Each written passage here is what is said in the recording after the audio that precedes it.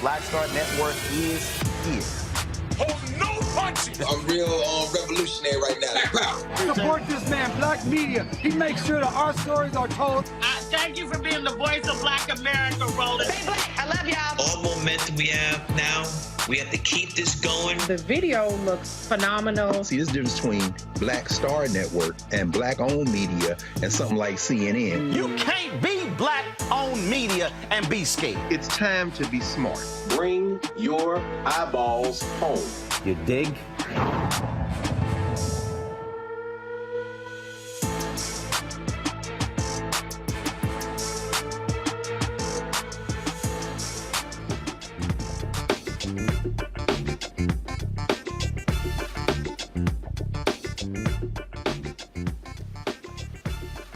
Today is Tuesday, November 11th. Today is Tuesday, November 7th, 2023. Coming up on Roland Martin Unfiltered, streaming live on the Black Star Network, live from Dallas, Texas. It is Election Day all across the country. Huge, huge races in Virginia, Kentucky, Mississippi, Pennsylvania, Houston, ballot initiatives here in Texas and other places. We're going to talk about the ramifications of today's election. It does not get a lot of attention from national mainstream media, but we have been focusing on this because it could mean the difference between black power expanding or decreasing. And so we will talk with officials from the NAACP about what's happening in Mississippi. We'll talk to other people all across the country, including Virginia Delegate Don Scott, who, if the Democrats flip 3 seats, he will be the first black Speaker of the House from Virginia. Also, 5 Kansas women have filed a lawsuit against a cop for rape. They say that police officers have been terrorizing black women all throughout the Kansas City, Kansas area. And also in our marketplace segment, folks, we will talk about a game that could get your black card revoked. There's a whole lot of y'all. It's time to bring the funk on Roland Martin Unfiltered on the Black Star Network. Let's go. He's got it. Whatever the piss, he's on it.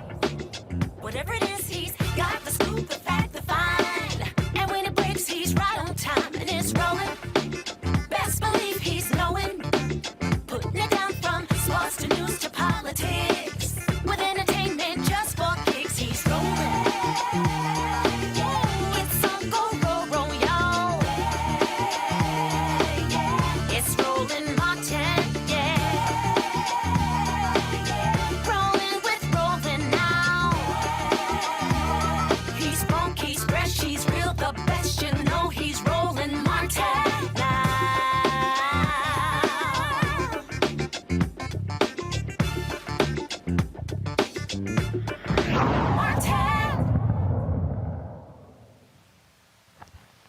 Folks, it is Election Day all across the country. I am broadcasting live from Dallas County. I am, of course, still registered here. And as you see, I have my sticker right here. I voted in Dallas County. That's right. There are ballot initiatives for the school district here, in addition to statewide propositions on the ballot as well. There were no candidates on the ballot, but again, those propositions are just as important.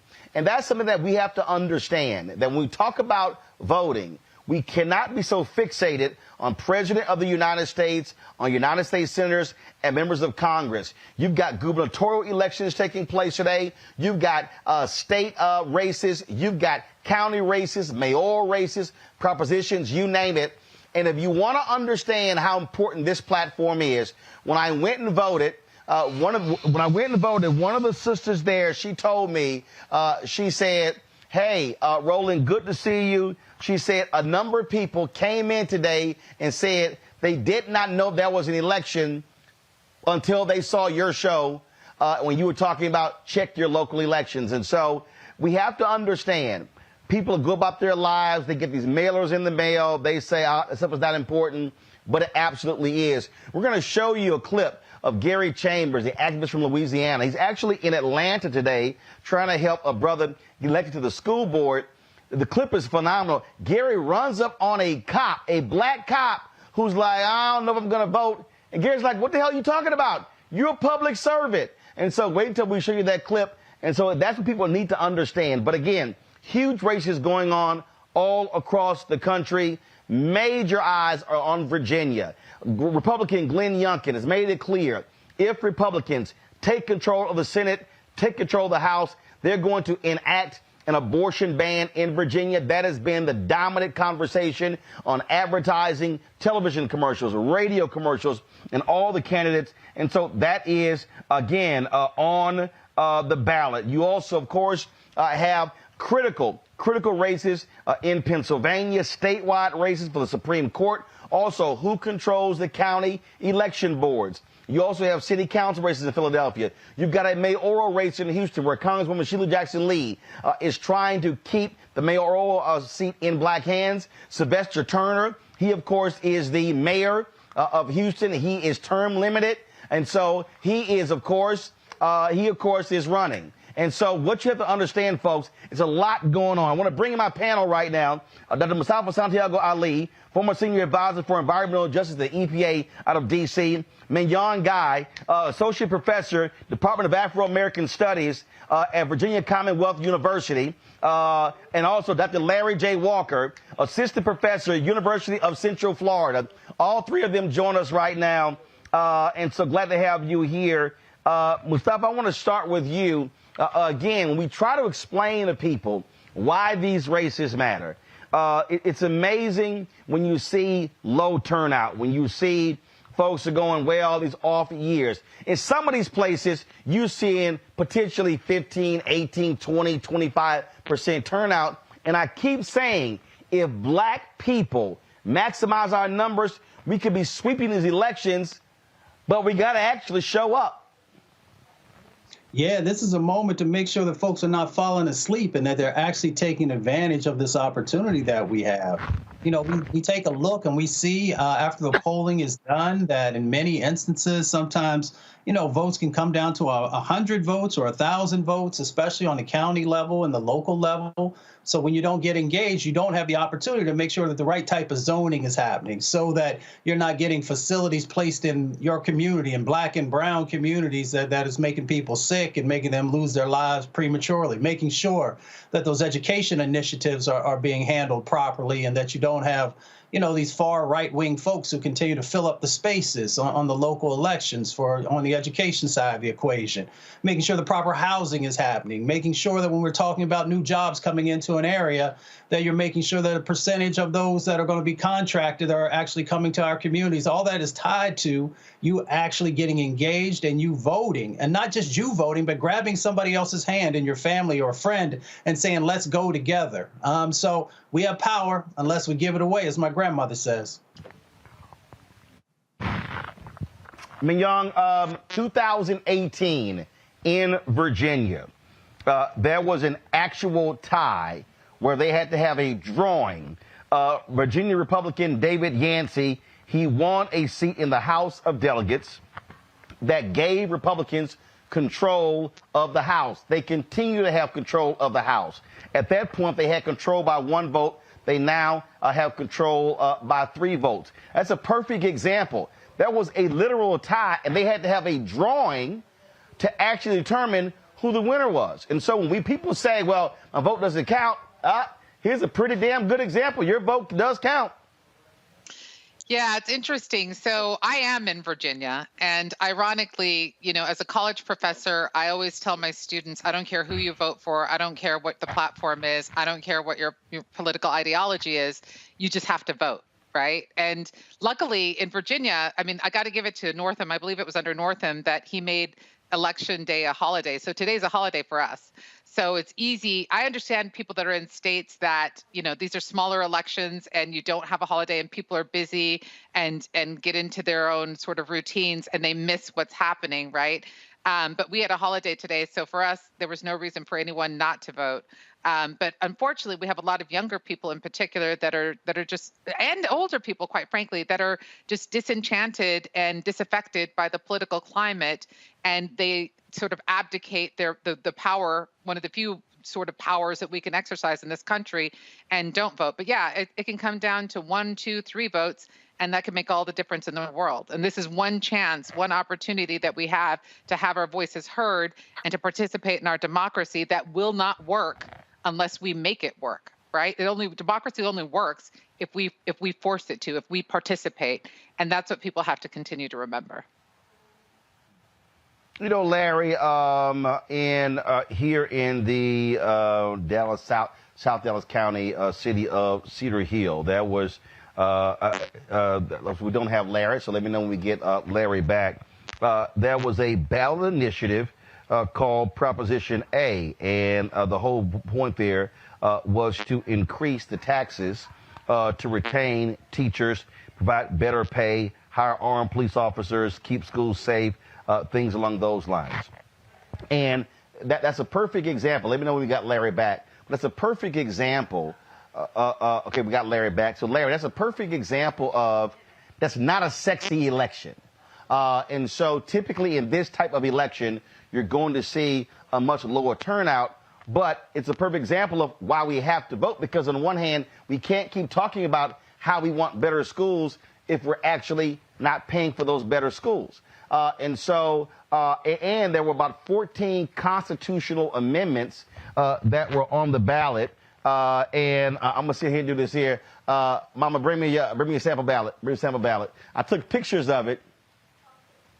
And I'm going to talk about this in a minute, I'm going to read for y'all what we're talking about here. And so I know about my next guest, Don Scott, Delegate Don Scott of Virginia, knows what I'm talking about, because, again, he's on the ballot today. Many other folks are on the ballot today.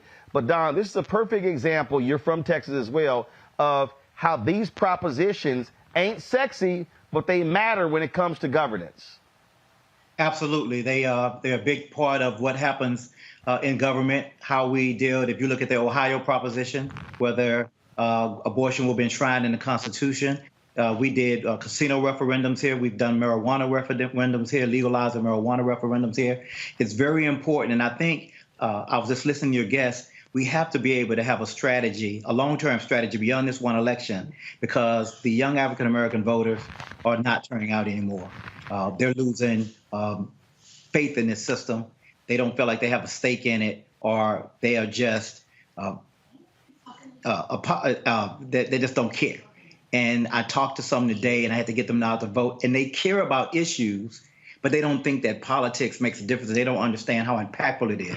And once I explained to them that Virginia has a $170 billion biannual budget, and that we're spending money without them having a say, they stepped back again, and then they thought about how many minority vendors get some of those contracts that Virginia issues out. And then they stepped back again, and I just started trying to let them understand. They listen to a lot of hip hop, and in hip hop, they talk about the bag a lot. I say, y'all basically saying you don't want the bag. And I'm trying to get them to understand that doing politics is where we divvy up the bag. And they need to understand that and get involved and get engaged. And I'm hopeful that we will continue this conversation in the African-American community here in Virginia and everywhere to make sure that we're engaging our voters. We can't take them for granted anymore. They are too valuable. And hopefully we'll all get there. And today we have a historic election, and I think we have an opportunity to take the majority and flip the House.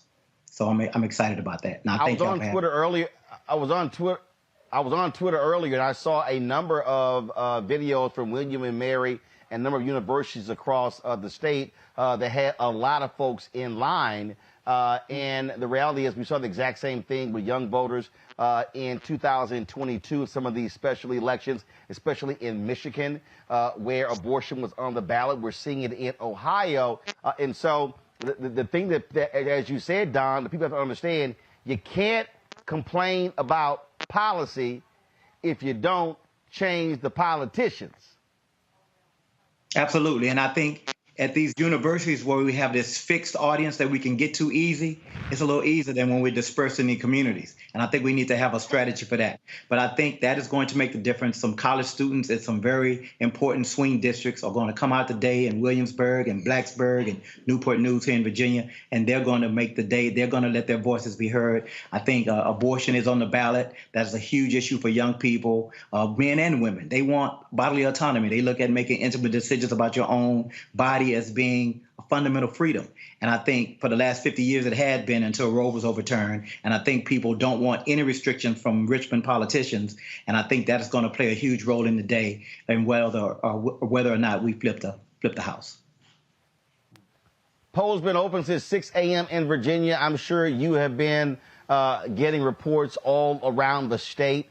Your polls are still open for a little bit longer, correct? 45 minutes, 45 more minutes. That's why I'm trying to get off here so I can go out there and go back and do those things that I need to do. But I wanted to be on your show because I know you have your finger on the pulse of our community. And we just want to thank you for all the work that you've done in just letting voters know how important these elections are. And as we continue to move out, but yeah, I'm going back out to some polls now, and then I'm here in Portsmouth where I live, and then I'm here out and what we can bring in the ballot. Thank y'all, and stay funky. All right. Well, hopefully we'll have you on tomorrow, and you'll be the speaker designee if y'all pick up 3 of those seats. Delegate Don Scott, we appreciate it. Thanks a lot. Thank you. Thank you. Y'all have a great night. I'm going to go to a quick break. When we come back, we're going to keep talking about, again, the power of voting. And I'm just going to show you when we come back again, again, this was a sample ballot of the various propositions that were on the ballot here in Texas. And again, it's one of those things. It ain't sexy, but it has a direct impact on many of our people. You're watching Roland Martin Unfiltered right here on the Black Star Network. It is Election Day in America, where black votes matter. Back in a moment. Hatred on the streets, a horrific scene, a white nationalist rally that descended into deadly violence. White people are losing their damn minds. An angry pro-Trump mob storms the U.S. Capitol. We've seen We're about to see the rise of what I call white minority resistance. We have seen white folks in this country who simply cannot tolerate black folks voting. I think what we're seeing is the inevitable result of violent denial. This is part of American history. Every time that people of color have made progress, whether real or symbolic, there has been what Carol Anderson at Emory University calls white rage as a backlash. This is the rise of the Proud Boys and the Boogaloo Boys. America, there's going to be more of this. Here's all the Proud Boys, guys. This country is getting increasingly racist in its behaviors and its attitudes because of the fear of white people. The fear that they're taking our jobs, they're taking our resources, they're taking our women. This is white fear.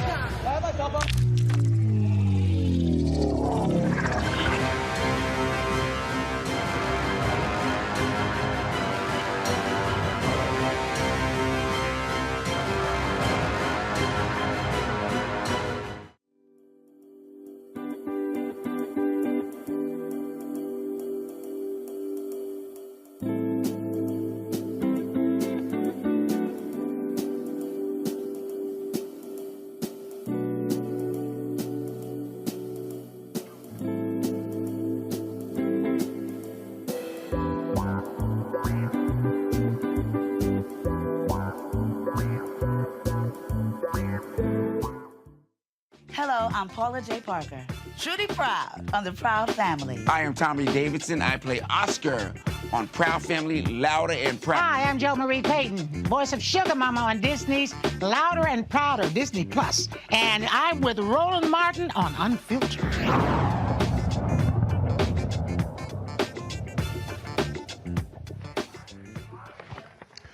All right, folks, it's Election Day all across the country. We always talk about how important black votes matter. And before we went to the break, I was talking about, again, I still am registered in Texas, still own a home here. I'm doing a show from the crib. And here's a perfect example. This is the ballot. This is a sample ballot.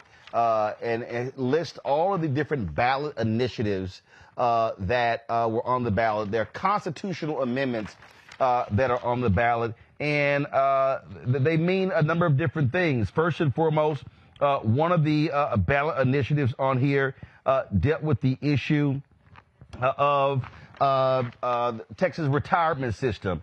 It says right here, the constitutional amendment authorizing the state legislature to provide a cost of living adjustment to certain annulments of the teachers' retirement system of Texas? Well, there are a lot of African Americans who are teachers, who are retired teachers. This is a cost of living adjustment to that. And so, again, this is one of those things that people go, that stuff is not really important to me, but it actually is. There also is a proposition on here that will provide a $1 billion tax cut to property taxes in the state that would save folks somewhere anywhere between $1,000 and $1,200 a year. I can go on and on and on with several of them, but this is the unsexy stuff. And when you heard Dawn there talk about policy, Mustafa, you heard him talk about how people say they want to see changes. Again, this is not candidates. Okay, I didn't vote today on a single candidate, but I did vote to raise taxes in the school district to pay for an improved school district. And here in Cedar Hill, in South Dallas County, this is a majority black school district. And so I hope folks actually show up. When I was there was a black woman who was a board member who was out there who was passing out stuff. And again, I was thankful to hear the woman say, because first of all, my parents for a long time worked the polls there, precinct judge and all that sort of stuff. So I know all the people who work the polls. And a sister there said, she said, several people came in here and said, man, they didn't know about the election until they were watching your show. And so when we're talking about, how do we change our community, it's stuff like this. And when we don't participate, this right here, by us not participating, is why our communities sometimes look the way they do, because we have checked out of the process, and that's happened all too often. Without a doubt, you got to understand how the system works. And that's why this show, this network, and others who are doing authentic work are so incredibly important. Think about these off-year elections as the opportunity to actually build infrastructure for your community. All the things that you need to have a healthy and thriving community happens on these off-year elections. Now, in some states, yes, there are the elections for individuals, but you really got to think about what the needs are inside of your community, and that's why you got to get engaged. But you also got to make sure that there are those ambassadors and others who are helping people to walk through these various propositions and amendments that are that we're seeing play out actually right before our eyes right now. So if you want to have the right types of housing, if you want to make sure that resources are going for education, hospitals and where a hospital will or won't be built in many instances, there's so many different dynamics that are a part of building of the infrastructure inside of our community that is tied to our vote and it's tied to these off-year elections. Young, here's a perfect example. State of Texas, Proposition 7, all right? The constitutional amendment providing for the creation of the Texas Energy Fund to support the construction, maintenance, modernization, and operation of electric generating facility. Now, why did I vote against that? Because the folks here in Texas got off the national grid, and they've had major issues in the summer and the winter with the Texas grid because of the idiots in Austin, which is Greg Abbott and Dan Patrick and all these Republicans. And so my whole deal is, y'all screwed this up, so you want to sit here and create a special fund? No, I'm not voting for that. But again, for the black people who are watching, if you're from Texas and you were complaining about the power surges, you were complaining about the lack of heat in the wintertime for the freeze that took place, policymakers impacted changing the grid. And so it's not sexy stuff, but I guarantee you, when you freezing your ass off in the winter or you sweating your ass off in the summer, you sitting here going, man, somebody got to fix this. This is how you deal with it. That's right. That's right. I think you bring up a really good point, but I think, these off-year elections are also oftentimes where the times that they sneak things into policy and, just sort of under our nose and we don't see it. And so I think that, and your previous guest said it as well, we have to think about playing the long game, right? And we have to understand, how do these policies become enshrined into sort of livable spaces or living spaces or into educational practice or into outcomes or into healthcare outcomes, right? So we have to think about, and because here pretty much abortion is on the ballot right now in Virginia, right? So this is maternal health, and this is extraordinarily important for Black populations in particular, given the maternal mortality rates that we have in this country. But these are the times that we have to make sure that they're not sort of sneaking things in under the dark of the night, right? And one of the things that we don't think about oftentimes is that when we abdicate our responsibility and our privilege, actually, the luxury and privilege that we have to vote that other people fought for and died for, then we have to think very long and hard about what it is, how we are contributing to the betterment of our country or of our own, even if we're only focusing on Black folks, right? How are we improving, or how are we contributing to the advancement of Black people when we sort of withdraw and we don't engage the way that we're supposed to? This is the things that we have to think about. Half the students that, I have several students that were protesting last week the invasion of Israel into Gaza, right? And one of them I texted tonight because I was talking to him, and he was sending me all of his videos of protesting and how he's down with the cause and down with the cause. And I said, "Did you vote?" And he's like, nah, not yet. I didn't vote yet. And I said, "Well, what are you doing out there in the streets, yelling and screaming, but you're not going to do anything at the ballot box? You got to do both." Right? We have to do both of them. And I just think that that's what our young people need to understand. The other thing that, as I was listening to you, because my family has a tendency to do this funny thing where they'll just call me and they'll say, "What should I vote for?" And I'm like, "You need to vote for what you read and understand. You need to read and understand your ballot first, and then call me and we'll talk it through." And we talk it through as a family, right? We'll say, "Okay, what are the pros? What are the cons?" Because people don't always have time to do these things.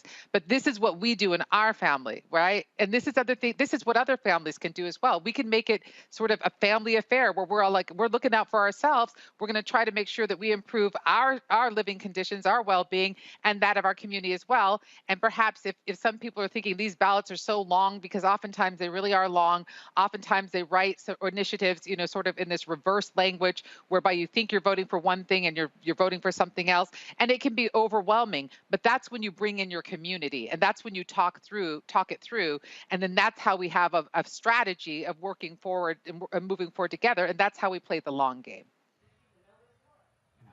Candace Matthews, she's statewide vice chair, Texas Coalition of Black Democrats, president of Harris County's Accountability, joining us from Houston. There's a mayoral race there. A lot of eyes on there. State Senator John Whitmire of Houston, Congresswoman Sheila Jackson Lee. They're the two front runners. There are a number of people who are running for that. And here's a perfect example. How do you continue to maintain Black power? You've finally had the second Black mayor in Houston, Sylvester Turner, highly successful, 8 years, term limited, can't run. Whitmire sitting on a $15 million war chest, been dwarfing his opponents. So there's a battle to really try to get Jackson Lee into a runoff with Whitmire. Has this gotten the attention of Black Houston?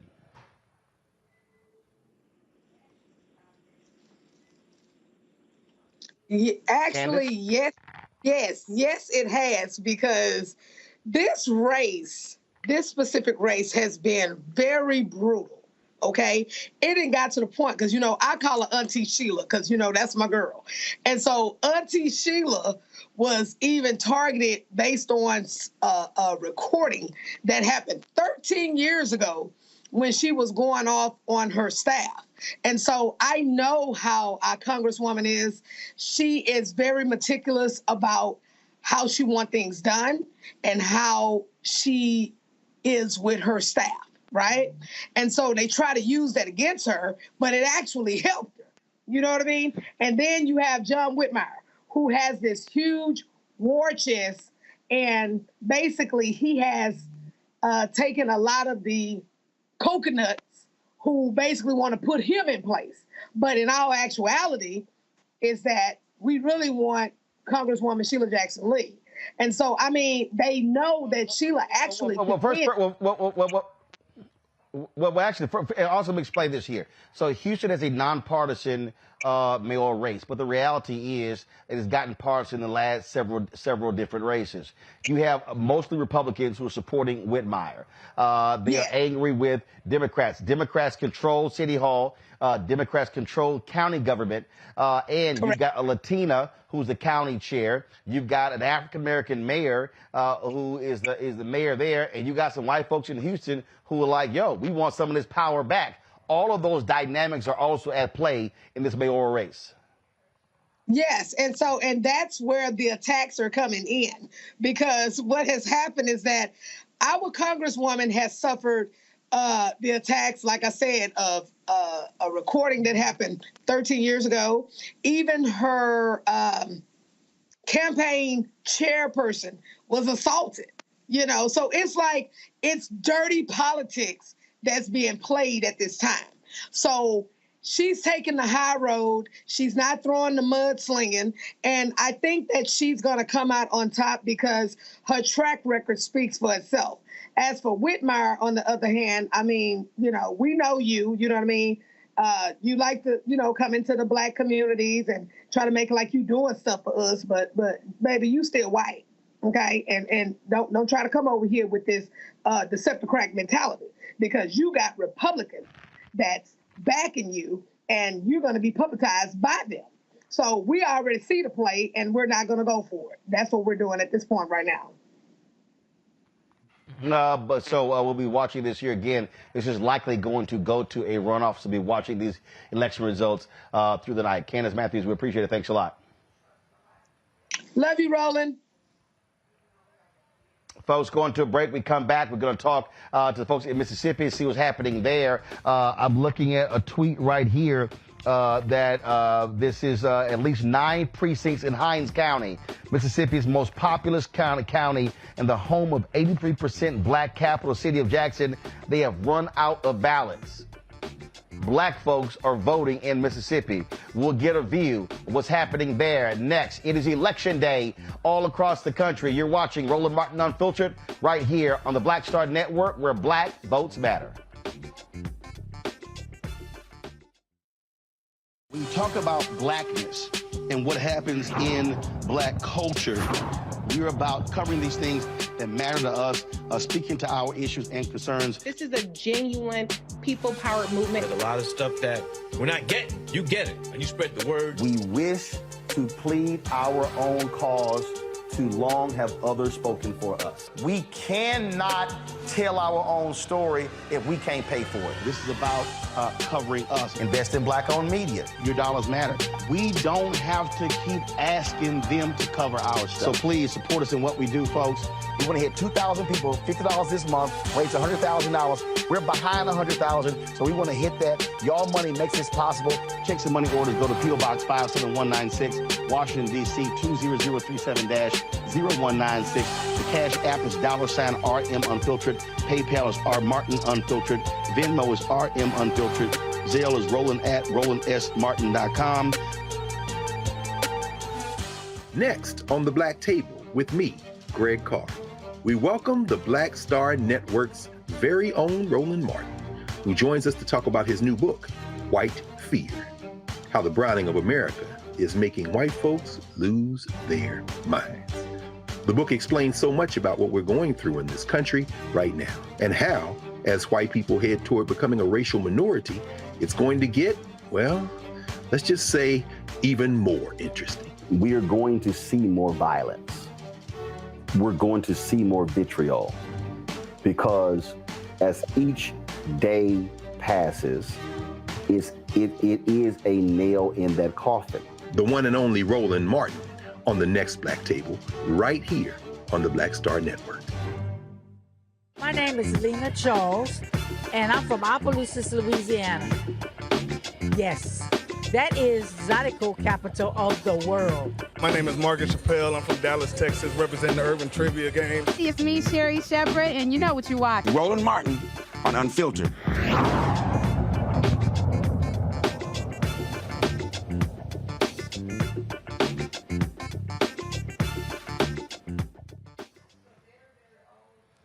Folks, folks, major gubernatorial race happening in Mississippi, one of the most competitive we have seen in quite some time. You have Republican Governor Tate Reeves being challenged by Democrat Brandon Presley. It has been a tight race for the last several weeks. Presley has been campaigning all across the state. Unlike in 2019, he made a very concerted effort to target black voters. Charles Taylor, Executive Director of the Mississippi State Conference, the NAACP, he joins us right now. Charles, what type of effort, what has been the plan for the NAACP when it comes to get out the vote in this crucial gubernatorial race? Good evening, Roland. Thank you for having me on. You know, we're excited about our governor's race. I just got off the call with our president and CEO, Derek Johnson. He's actually in line right now to vote. He was informing me how long the line is. And so we're excited and we're asking folks to stay in line. But as we talk about this race and we talk about the importance of the black vote, you know, this morning I was reflecting on all of the work we were able to do as an organization this year. We had focus groups where we went literally to individuals to make sure that that people who were what we call infrequent voters were touched, and we asked them about their attitudes toward voting. We knocked on tens of thousands of doors for GOTV. We've done digital advertising. We sent out hundreds of thousands of pieces of mail. We've had folks to make phone calls, et cetera. And so, you know, robocalls, sent out mini grants to our branches. And so we are excited about the work of the NAACP, but the work of the NAACP is just a small piece of all of the work of organizations in Mississippi has been doing for this year. I'll tell you, this election is historical. The reason why this election is so historical is because we have a scenario where the black vote has never mattered more. With the black vote in this election, that we got rid of the Jim Crow era law. Basically, let me tell you what I'm talking about. Before 2023, if you were running for governor or running for a statewide office in Mississippi, you had to get both the popular vote and a majority of the House seats. We got rid of that law on the ballot in 2019. And so now we have a scenario where this is the first time in Mississippi's history that the black vote will mean as much as it will. It's the first time in Mississippi history that all you need is the popular vote in order to become governor. Again, I'm looking at all of these tweets here. Brandon Presley tweeted, "We're hearing reports of long lines in the Jackson metro area. If you are in line right now, stay in line. You have a right to have your ballot cast. If you encounter any issues today, call our voter protection hotline at 601-203-4131, 601-203-4131. Ashton Pittman, as well as some other folks. He just tweeted, some Mississippi voters were left in line for hours as election officials printed new ballots after at least 9 Hinds County polling places ran out. Local officials attribute the shortages in Mississippi's largest county to unexpectedly high turnout." When you start running out of ballots, that means, and what happens is, again, you know, my parents have been precinct judges. They've gotten ballots. They sort of look at the polling places in the last several elections, and they sort of guesstimate how many ballots they're going to need. If they are running out, that means people are turning out at a much higher rate than they have in the past. Absolutely. You know, I'm really excited about turnout. I hate that they're running out of ballots, but I love the reason why. We love the turnout is high across the board in Hinds County, which is our largest county, but we want to make sure that voting is easy as possible for the voters. So we have been on the phone with the circuit clerk's office all day. They have been diligently printing more ballots. We've had folks that have called our hotline number, which is 1-888-601-VOTE. So it's 1-888-601-VOTE. We've been talking to them, comforting them, letting them know that ballots are on the way. We've been ensured in real time that ballots will be on the way so we can inform our voters. We've had coalition of organizations, Lawyers Committee, Legal Defense Fund, One Voice, Southern Poverty Law Center, ACLU, and many others that have been, and the Divine Nine, spreading the word to let people know in Hinds County to stay in line. Ballots are on the way. and to stay in line because your vote matters. And so I hate that there was a few voters in Hinds County that have been inconvenienced today, but I do love the spirit of the voters of Hinds County as a whole, recognizing the importance of this crucial election. Are your lawyers or any other lawyers, are they monitoring this? Do they plan on potentially going to court to try to get the voting hours extended as a result of running out of ballots? Yes. So we have close to 24 lawyers, if not more, both from our national office, from other national partner organizations, as well as local lawyers in Mississippi that have been trying to address this matter all day. And so as they've been looking at this, they've been trying to figure out, is there any legal remedy for this? But I will tell you this. Mississippi is one of the hardest states to vote in, and it's also not only is it one of the hardest states to vote in, it is very difficult to get these types of remedies. But they've been trying to figure out if they can get some kind of relief for voters in Hinds County. All right, then. We certainly appreciate it. Thank you so very much, Charles. No, thank you. We're going to try to reach we had, of course, the brother on who is the chairman of the Mississippi Democratic Party. Carol, let's try to reach out to him, even get him on the phone line. This right here is a quote that, again, it's one of those quotes that you don't mind seeing, Larry, although you do hate to see it. We were not prepared for this amazing turnout. Hinds County Democratic Executive Committee member Jason McCarty said today, calling the ballot shortages unacceptable. But this also is a perfect example of what I keep talking about. When black people, when we vote in record numbers, when we maximize our numbers, it causes problems at the ballot box. Those are what we call good problems, or as John Lewis said, get in some good trouble.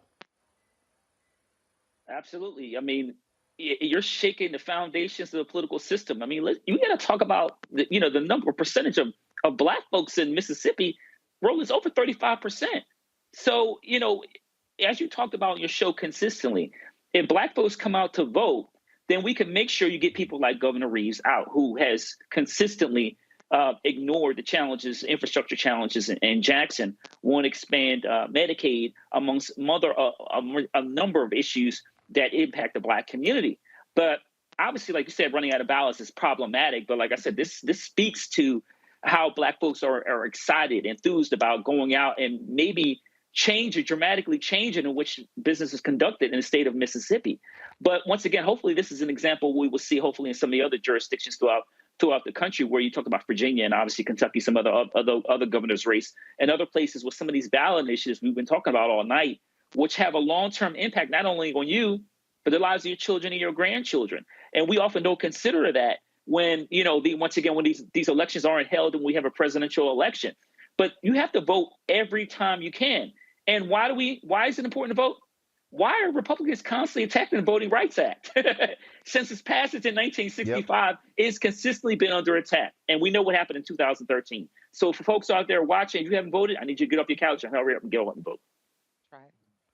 We're about to talk to Cliff Albright, co-founder of Black Voters Matter, in just a second. Mustafa, I find this to be interesting. This is October 10th of this year. This is a story from WAPT. It said Monday was the last day to register in person at circuit clerk's offices in Mississippi for those who want to vote in the November 7th general election. Hinds County Circuit Clerk Zach Wallace said there are about 3,000 new registered voters in the county this year. You're going to love this quote. But this statement, but there appears to be a lack of interest from voters in the upcoming election. A lot of people do not trust elected officials now, and then you have a lot of things going on in the community, statewide, nationwide elected officials, things like that. It says one measure of enthusiasm is absentee voting. Close to 250 absentee ballots have been cast so far in Hinds County. That number is low compared to previous similar elections, according to Wallace. Looked like something changed. Something most definitely changed. First of all, you don't have to get ready because you stay ready. So those who need that message, you know who you are. The other thing is that I don't know where these folks get some of this stuff from, because I've done a lot of work in Mississippi. I talk to people in Mississippi constantly, and they was ready to go. They was ready to vote. So maybe folks need to actually expand who they're talking to understand how to be best prepared. When you have an opportunity, because folks in Mississippi are tired of the leadership that they've had, both from the governor and the state houses and a number of other positions. So folks know they have an opportunity to make a change happen. We understand the numbers that are there, that there are more Republicans who are on the books than Democrats, but we also understand that when you excite people who have not had hope in a long time, that in many instances, they're going to take advantage of that opportunity. So you have a number of different statewide positions, but also let's go a little bit deeper real quickly, Roland. You also have an opportunity to get these sheriffs out who have not been doing their job properly and who have been brutalizing folks inside of our communities. You have an opportunity to address the district attorney positions, and up and down the ballot, we got a chance to make real change happen. Cliff Albright, co-founder of Black Voters Matter, joins us right now. Cliff, I'm looking at a couple of things I find to be real interesting. This is from November 9, 2021. And it said that in 2021, there were 166,518 registered voters in the county.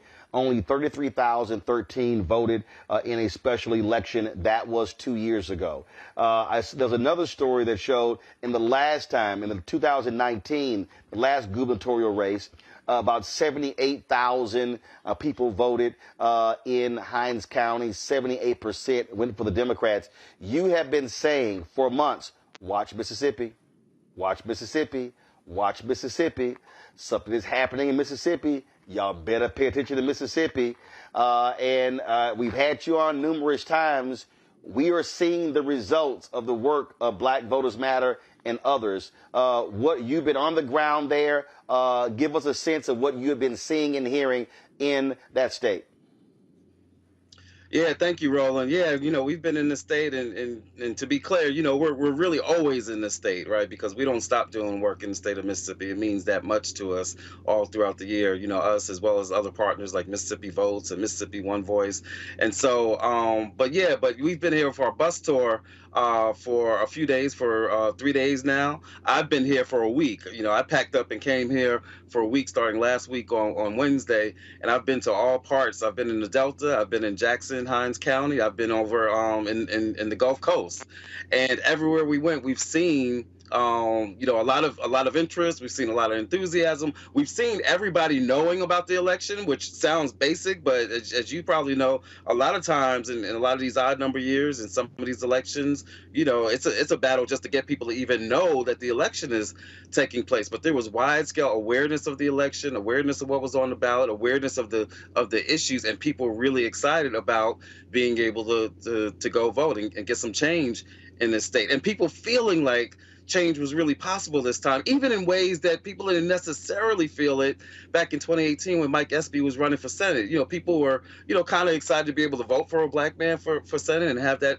possibility. But I think that there was even more of a understanding that black folks might be able to do something in the state that the state hasn't seen in a really long time. With that said, we've seen on the ground, we've seen polling places here in Hinds County that started off late, didn't have the machines or didn't have working machines early in the morning. We were at one place over in the Tougaloo community where they didn't have their polling machines working for like 2 hours, the first 2 hours of the day. We're also seeing other places that right now have run out of ballots. I'm hearing that it's like 9 precincts, again, in Hinds County, obviously where Jackson is, overwhelmingly black county, having run out of ballots, which again tells you that turnout is exceeding what their expectations were. Tells you that, but it also tells you that maybe there was some shortchanging of Hinds County in terms of the ballots that were. So there's action being taken right now. Some of our partners have their staff attorneys that are looking at filing, motions to get hours extended at these places that either started late or that have run out of ballots. As I listen to you, talk about those past elections, you have a hugely unpopular governor in Republican Tate Reeves. He has flat out ignored Jackson, Mississippi. They have treated Jackson, Mississippi with great disrespect. He has even said it's great when I don't have to spend any time in Jackson, Mississippi. And so he has fought Medicaid expansion. He all of a sudden now is trying to pay attention to the hospitals. But you also have a white Democrat in Brennan Presley who actually acted as if he cared about black people. The guy who ran 2019 basically ignored black people, and that's why he lost.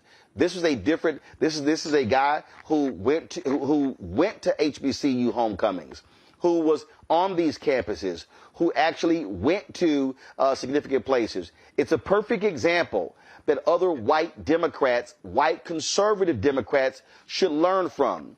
You cannot win in the South if you ignore black people. You can have a shot if you activate black people. Yeah, you're exactly right, Roland. I mean, what we've seen here is that you've got the convergences of those two issues, right? A very unpopular governor. You know, a lot of people, when we stopped them in cars and at intersections, you know, even as we were texting the people, even when we were texting on our nonprofit, you know, nonpartisan side and just reminding people to go vote, a lot of the responses we were getting, yeah, I'm going and I'm bringing a lot of people because Tate got to go, right? And so, so you've had that. But to your point, you've also had somebody who had two things going for him. One, that he was reaching out to, that he did have black folks that were speaking higher of him, that were in relationship with him for years, not like just recently, right? That, like you said, was going to black communities, HBCUs, you know, all of the places that you've got to go to. And so was actively trying to communicate with the black community. But the other thing is this, because it doesn't mean a heck of a lot if you communicate with us, but you ain't got nothing to say.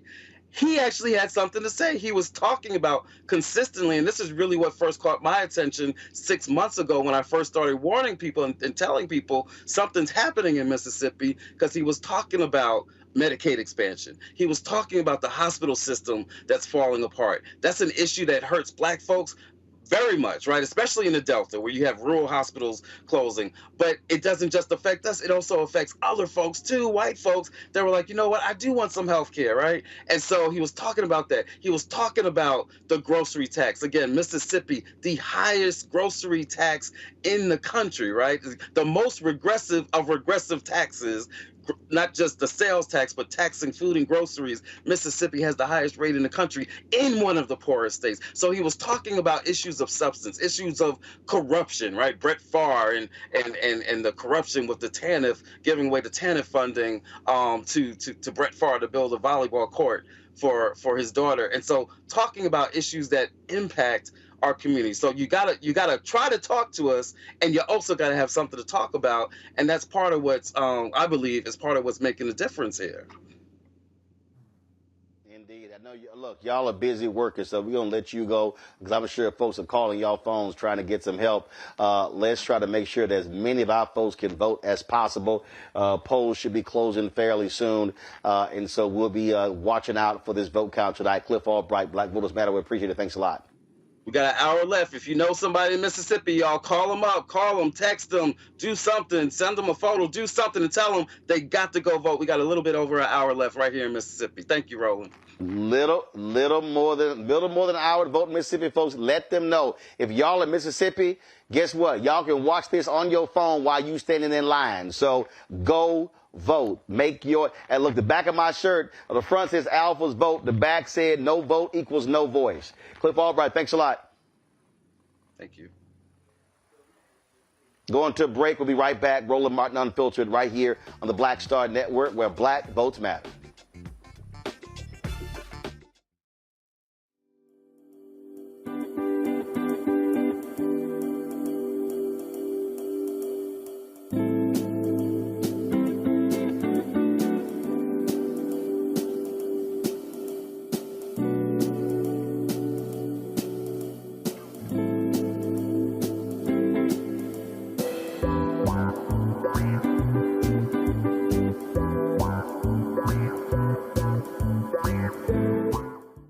Dr. Jackie Hood Martin, and I have a question for you. Ever feel as if your life is teetering and the weight and pressure of the world is consistently on your shoulders? Well, let me tell you, living a balanced life isn't easy. Join me each Tuesday on Black Star Network for A Balanced Life with Dr. Jackie.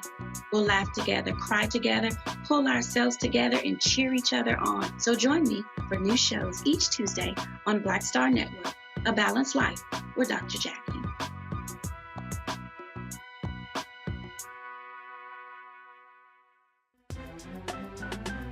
I'm Faraji Muhammad, live from LA.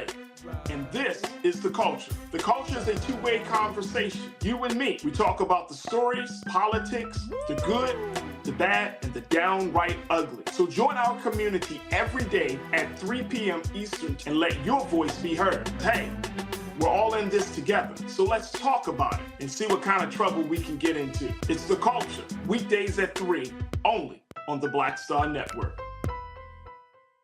I'm Dee Barnes, and next on The Frequency, we talk to award-winning screenwriter and director Chanel Dupree about her film, You Think You've Grown, the adultification of young Black girls. This is a conversation that all women can relate to. This woman was like, oh my God, you know, I went through this when I was a kid.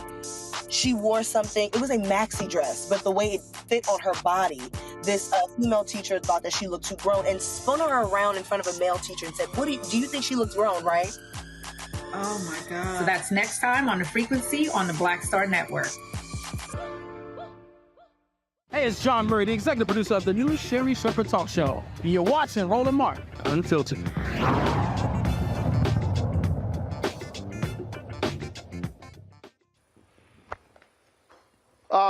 Mignon, you heard Cliff Albright there talk about polls, machines not working, opening late. And you also heard me earlier talk about, for decades, my parents have actually worked elections. And this is one of those things that our folks need to also pay attention to. We complain about long lines. We complain about machines not working. But guess what? Those are poll workers. And so when we have dedicated people who care about folks voting, then they're going to go test the machines. They're going to be sitting here making sure there are enough ballots. And so not only do we need to be obviously voting, we need to be working the polls. We need to be engaged in that process. Those are also paid jobs.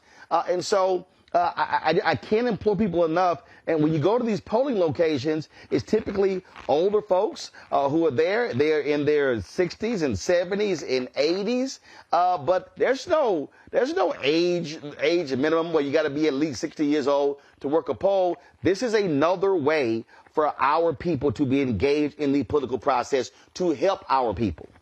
That's right. That's right. And it's a way of protecting our vote, right? Because we don't actually want to put that responsibility over to someone else. In places in states like Virginia, where we have the day off, where it's a holiday, there's no reason why anyone, it's fun.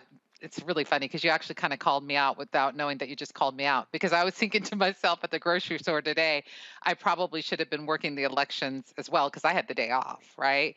And of course, I thought that I was too busy and I didn't. But that's a way that we can actually ensure that our protections, right, our right to vote, and to ensure that we're able to do so in a free and fair election. Because you do oftentimes see older folks, retired individuals. I think at my polling place today, I see the same Black woman at the entry, but then all the other poll workers are white on the inside, right? But yeah, it's a way that and young people in particular should come out, should bring their friends, should bring their family. These we can make these family affairs. We can make these traditions, right? So that we normalize voting, where it becomes sort of this natural thing that we do within our communities, and we become involved and we become engaged. Because the fact is that if anyone has the most to lose in these elections, it's Black folks.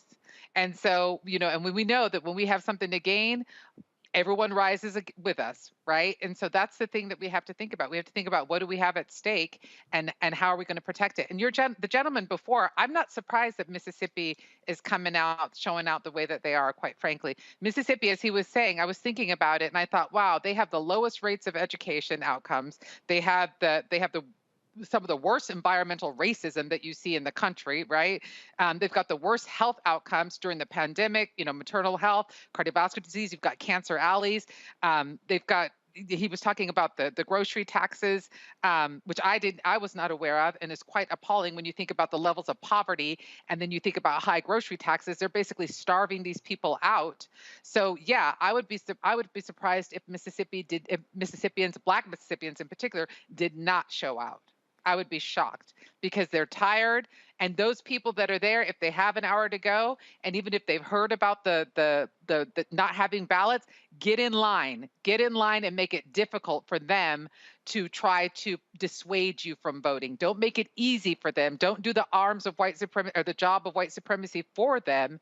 Go out there and fight and put your body in that line and just stand out there and you wait to vote.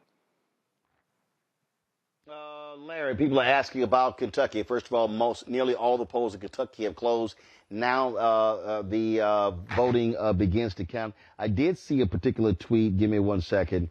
Give me 1 second here, where somebody referenced what was happening in Kentucky.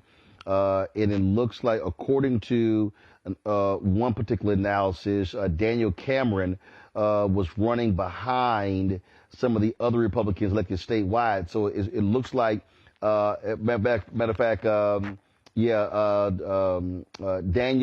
Nachanian, his editor-in-chief and founder of Bolts Mag, they do a great job breaking down a lot of these local elections. He tweeted 30 minutes ago, here's what we see so far in each of the roughly 5 Kentucky counties that have some early results. Daniel Cameron is trailing the other GOP statewide candidates for Attorney General and Secretary of State by a net 30 to 35 points. That's large, though, yes, the other Republicans are expected to win big. It's too early to compare a county's results to what happened 4 years ago, since the early voting situation is entirely different. And so what you have in Kentucky, Larry, is a Democratic governor in a red state. Andy Beshear is the governor. He's seeking re-election. Daniel Cameron is trying to become the governor. And so it's very interesting how in Kentucky he won by 5,000 votes last time, and it's probably going to be a squeaker this time. Reminds me of John Bell Edwards in Louisiana 4 years ago, winning by 30,000 votes in a runoff where the right candidate has the right message to appeal to those red voters. And so they could very well, this is early results, but they could very well be turning back the Republican candidate, Daniel Cameron, for governor, but picking Republicans in other statewide races. Yeah, and Cameron also got exposed on the debate, didn't as someone who doesn't tell the truth, who can't answer a question. I think that was a terrible moment for him in his campaign. But also, this is really fitting justice in terms of, there are a lot of Black folks who, not only in the state of Kentucky, but nationally, in terms of Breonna Taylor case, in terms of, some of the hijinks they believe were involved in that particular case. But the thing is, Cameron is a Trumper, and although it is a red state, he has struggled to gain traction, Roland, and you see that, you saw from some of the poll numbers prior to tonight, but also in addition to that, in what you just described, that tweet, him, not, falling behind some of the other members of the GOP that are running statewide, speaks to the fact that he didn't run a good campaign, and hopefully it's a bit of a bellwether in terms of some of these, Trump light Republicans that are running for statewide office, as an indication that maybe some of them will struggle not only tonight, but maybe as we move into next year. I just think that, when we look at these races, and we talk about this over and over and over again, and I can't stress it enough, Mustafa, we've seen the examples. I mentioned earlier the race in Virginia in 2018 that came down to, frankly, a coin flip, or really the name been pulling out of a hat. Sherry Beasley, running for Chief Justice of the State Supreme Court of North Carolina, loses by 401 votes. When Sabrina Fulton, the mother of Trayvon Martin, ran for commissioner there in Miami-Dade, she lost in her primary by less than 500 votes. And so this is just a perfect example of and I'm going to keep hammering this, and if y'all are watching, y'all are going to hear this for the next 12 damn months. and even longer. When black people show up and show out, we can sweep elections. All across the country, Moms for Liberty, they're trying to take over more school board races. I am hopeful, Mustafa, that black people and others are pushing these people back and showing up, because they could, again, and be taking over these school boards. And we've already seen when they take over North Carolina, South Carolina, first thing they do is fire superintendents, fire teachers, change the curriculum, get rid of books. They are imposing their ideology, but they're doing it because the people who could stop them ain't showing up. Yeah, I mean, your vote matters. Our black vote matters. We have the opportunity to actually change these dynamics. So let's be clear, and we talk about this on the show fairly consistently, that there is a plan. There is a strategic plan to actually take over these systems, to hold on to power, to redirect resources to the places that they feel that they should be going. And if we don't get engaged, then they are going to implement that. But the beauty of the moment is that your vote literally does have power to make change happen, to stop the progress that these folks have been making, to make sure that your children or your grandchildren are going to have a better future. There's going to be a more equitable future, that they're going to be able to do all the things that you work so hard to make sure that they would be able to do. But it is all tied up in our vote. If you want communities to change, if you want to make sure that we have, law enforcement that is more compassionate and is more connected to our communities, then you got to vote.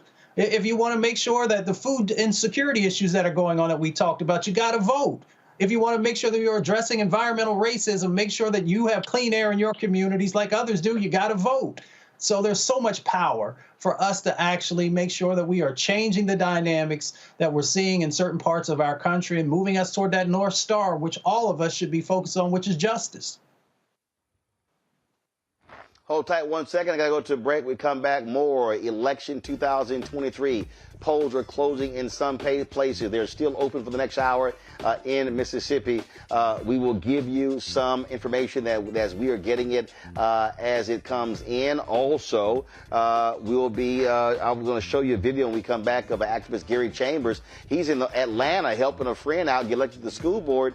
Where do you see? I show you how he charged up a brother who's a cop who was iffy about voting.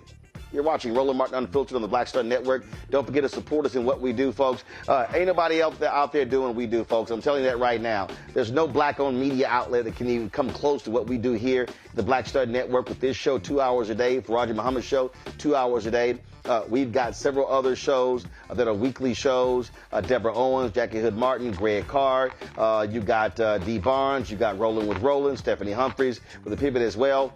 With the live events that we cover as well. Nobody else does what we do. But your support is critical for us to continue to do what we do. And so please, join our Bring the Fuck fan club. Send your chicken money order. P.O. Box 57196, Washington, D.C. 20037-0196. Cash App, $RM Unfiltered. PayPal, R Martin Unfiltered. Venmo is RM Unfiltered. Zelle, RolandSMartin.com. RolandMartinUnfiltered.com. And be sure to get a copy of my book, White Fear, How the Browning of America is Making White Folks Lose Their Minds, available at bookstores nationwide. Get the audio version on Audible. Yep, I read it. We'll be right back. On the next Get Wealthy with me, Deborah Owens, America's Wealth Coach, inflation is on the rise. Interest rates are high. Can you still thrive during these uncertain times? On the next Get Wealthy, you're gonna meet a woman who's done just that, living proof of what you need to do to flourish during these uncertain times. These are times where you take advantage of what's going on. This is how people get rich or richer. That's right here on Get Wealthy, only on Black Star Network. Hatred on the streets, a horrific scene, a white nationalist rally that descended into deadly violence. White people are losing their damn minds. as an angry pro-Trump mob storms the U.S. Capitol. We've seen shootings. We're about to see the rise of what I call white minority resistance. We have seen white folks in this country who simply cannot tolerate black folks voting. I think what we're seeing is the inevitable result of violent denial. This is part of American history. Every time that people of color have made progress, whether real or symbolic, there has been what Carol Anderson at Emory University calls white rage as a backlash. This is the rise of the Proud Boys and the Boogaloo Boys. America, there's going to be more of this. Here's all the Proud Boys, guys. This country is getting increasingly racist in its behaviors and its attitudes because of the fear of white people. The fear that they're taking our jobs, they're taking our resources, they're taking our women. This is white fear.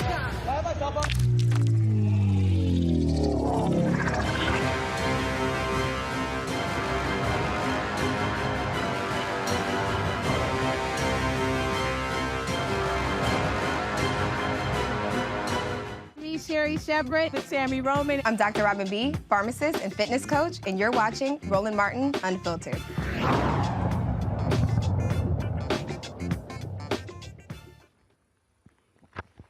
All right, folks, welcome back to Roland Martin Unfiltered on the Black Star Network. It is election day all across the country.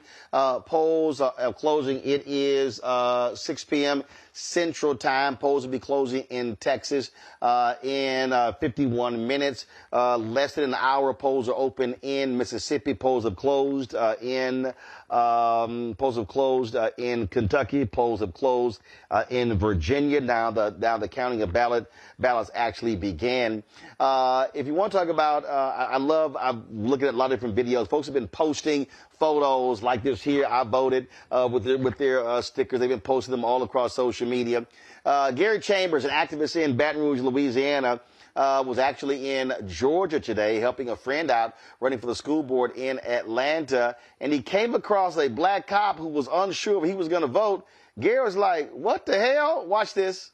What I got to do to get that to him? Yes. No, nothing. I'm just that black man right there teaching kids, and you get paid off tax dollars, and we need more people to do it. So what I got to do to get you to it? Yes, today. I'll go down to that. All right, today. Is that a promise? I appreciate promise. I'll go down to that. Thank you, sir. Word. All right. I heard try.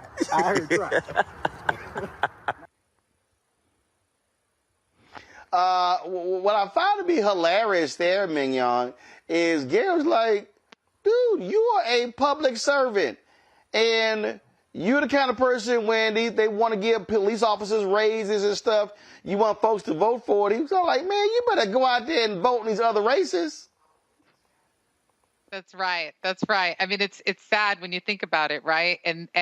But it's actually indicative of a larger problem within the broader society. When the public servants that have direct implication, where these elections have direct implications for their retirement, for their raises, for all of that, and they don't engage, right? And so you have to wonder, what is it in society that's happening that these people have become so disaffected or feeling so powerless that they decide that they just don't want to vote? But this election, I don't know how you find Twitter, because I was trying to find the things you're finding on Twitter. I can't even read Twitter anymore. So I'm getting excited.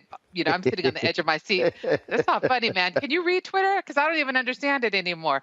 And my notifications. Well,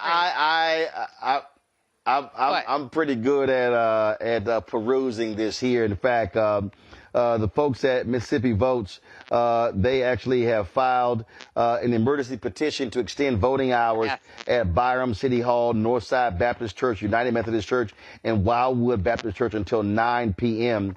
And so, in fact, they are even asking folks, Blake Feldman, who is the Impact Policy Counsel at Justice for Mississippi, he just tweeted, please let me know if you are at a voting location in Hinds County and they are out of ballots, DMs open.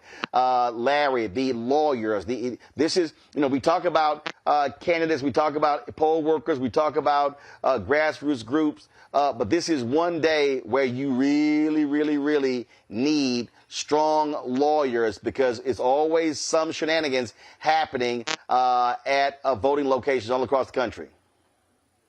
Yeah, Roland, but I always find it very interesting how these ballots seem to not run out of ballots in predominantly black neighborhoods. But this has only happened for generations. Let's be clear. But your point about having the attorneys on call, ready to go, is important because, Roland, guess what? The opposition is planning months in advance to make sure they have enough lawyers to cause as much hijinks as possible. So you're right. Leave it up to the lawyers when it's the NAACP Legal Defense Fund, Black Voters Matter, et cetera. Leave it up to those who understand state and federal laws to come in and make the case to a judge, et cetera, to get some of these hours extended. But once again, we have to highlight that this seems always to happen in certain communities, Black communities, let's be clear, consistently, regardless of what election year it is. So you're right. Black folks need to continue to stay in line, and hopefully these attorneys can get these voting hours extended because they obviously didn't print enough ballots. 11 minutes ago, Daniel with Votes Mag tweeted, polls are now closed in all of Kentucky. What we know so far, roughly 200,000 votes counted, but largely dim, leaning mail and early ballots. But what's noteworthy is that Daniel Cameron is running far behind the other Republican candidates he is sharing the ticket with. I would love nothing better than to see the person who didn't do a damn thing for justice for Breonna Taylor to go down in flames and lose in his bid to become the next governor of Kentucky. Joining us right now is Melanie Campbell. She leads a national coalition on Black civic participation. They have been in various parts around the country the past several weeks, including Florida and other places, canvassing, going door to door, holding various events.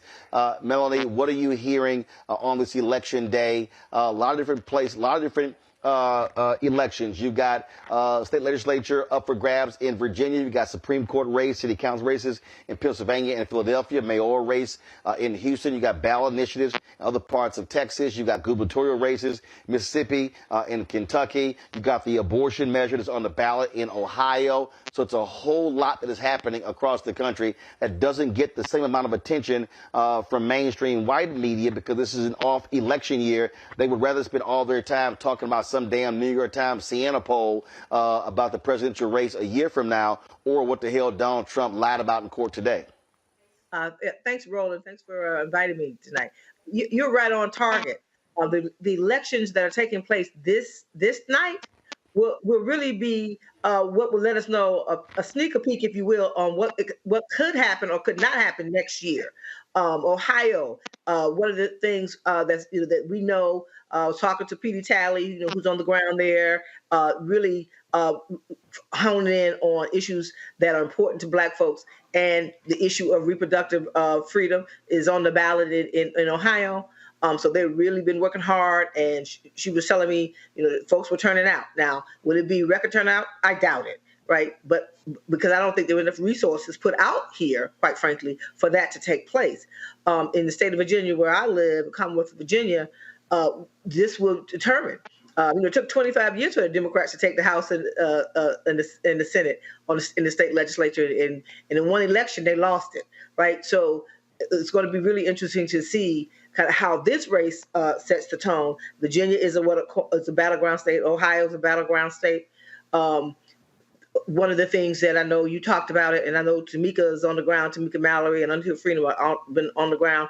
And I think the Kentucky race is going to be really, really interesting because it's going to let us know where folks are when it comes to what happened or did not happen with Breonna Taylor. I really feel like this will set the tone about where we are when it comes to criminal justice reform in this country.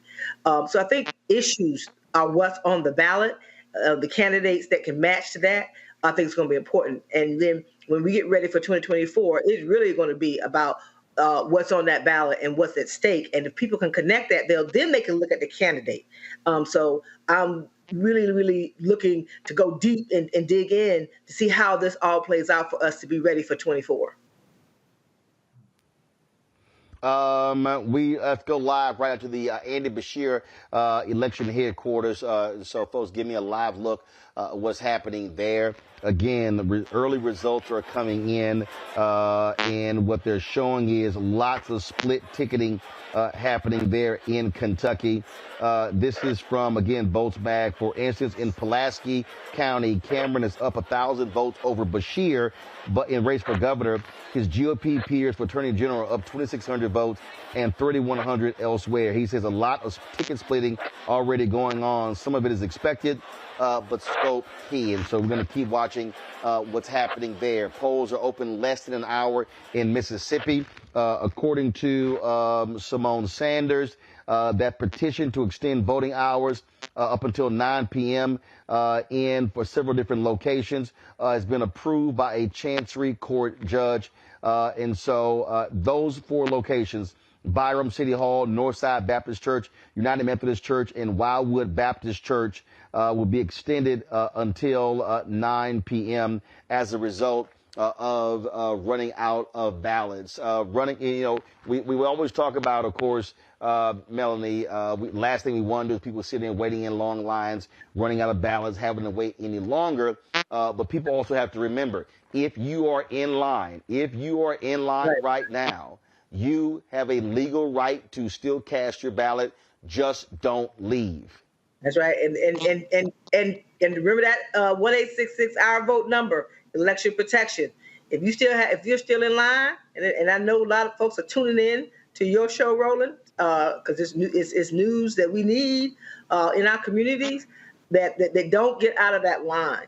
The other thing I think we're going to find out about this election, Roland, and I know the concern about how artificial intelligence, quote unquote, is going to affect this upcoming election. This election will tell us some things too, because we know that when it comes to how folks target Black men, how they target Black folks and brown folks with bad information and misinformation and disinformation. I just say outright lies, right? Give people lying, bad information to make sure that they don't go vote or they'll be afraid to vote. I think we got to really pay attention to that, because I think it's going to be on steroids in 2024.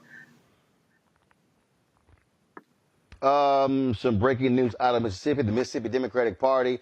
This is probably a good reason why we cannot reach out to the brother who is the chair. Mississippi Democratic Party, the plan to file a lawsuit asking a Hinds County judge to keep all Hinds County polling precincts open until 9 p.m. We'll let you know exactly what happens with that.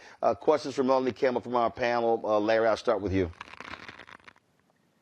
Yeah, we're talking about Mississippi and some of the hijinks there. I wonder, what are your thoughts about what this says about what we expect to see next year for the election?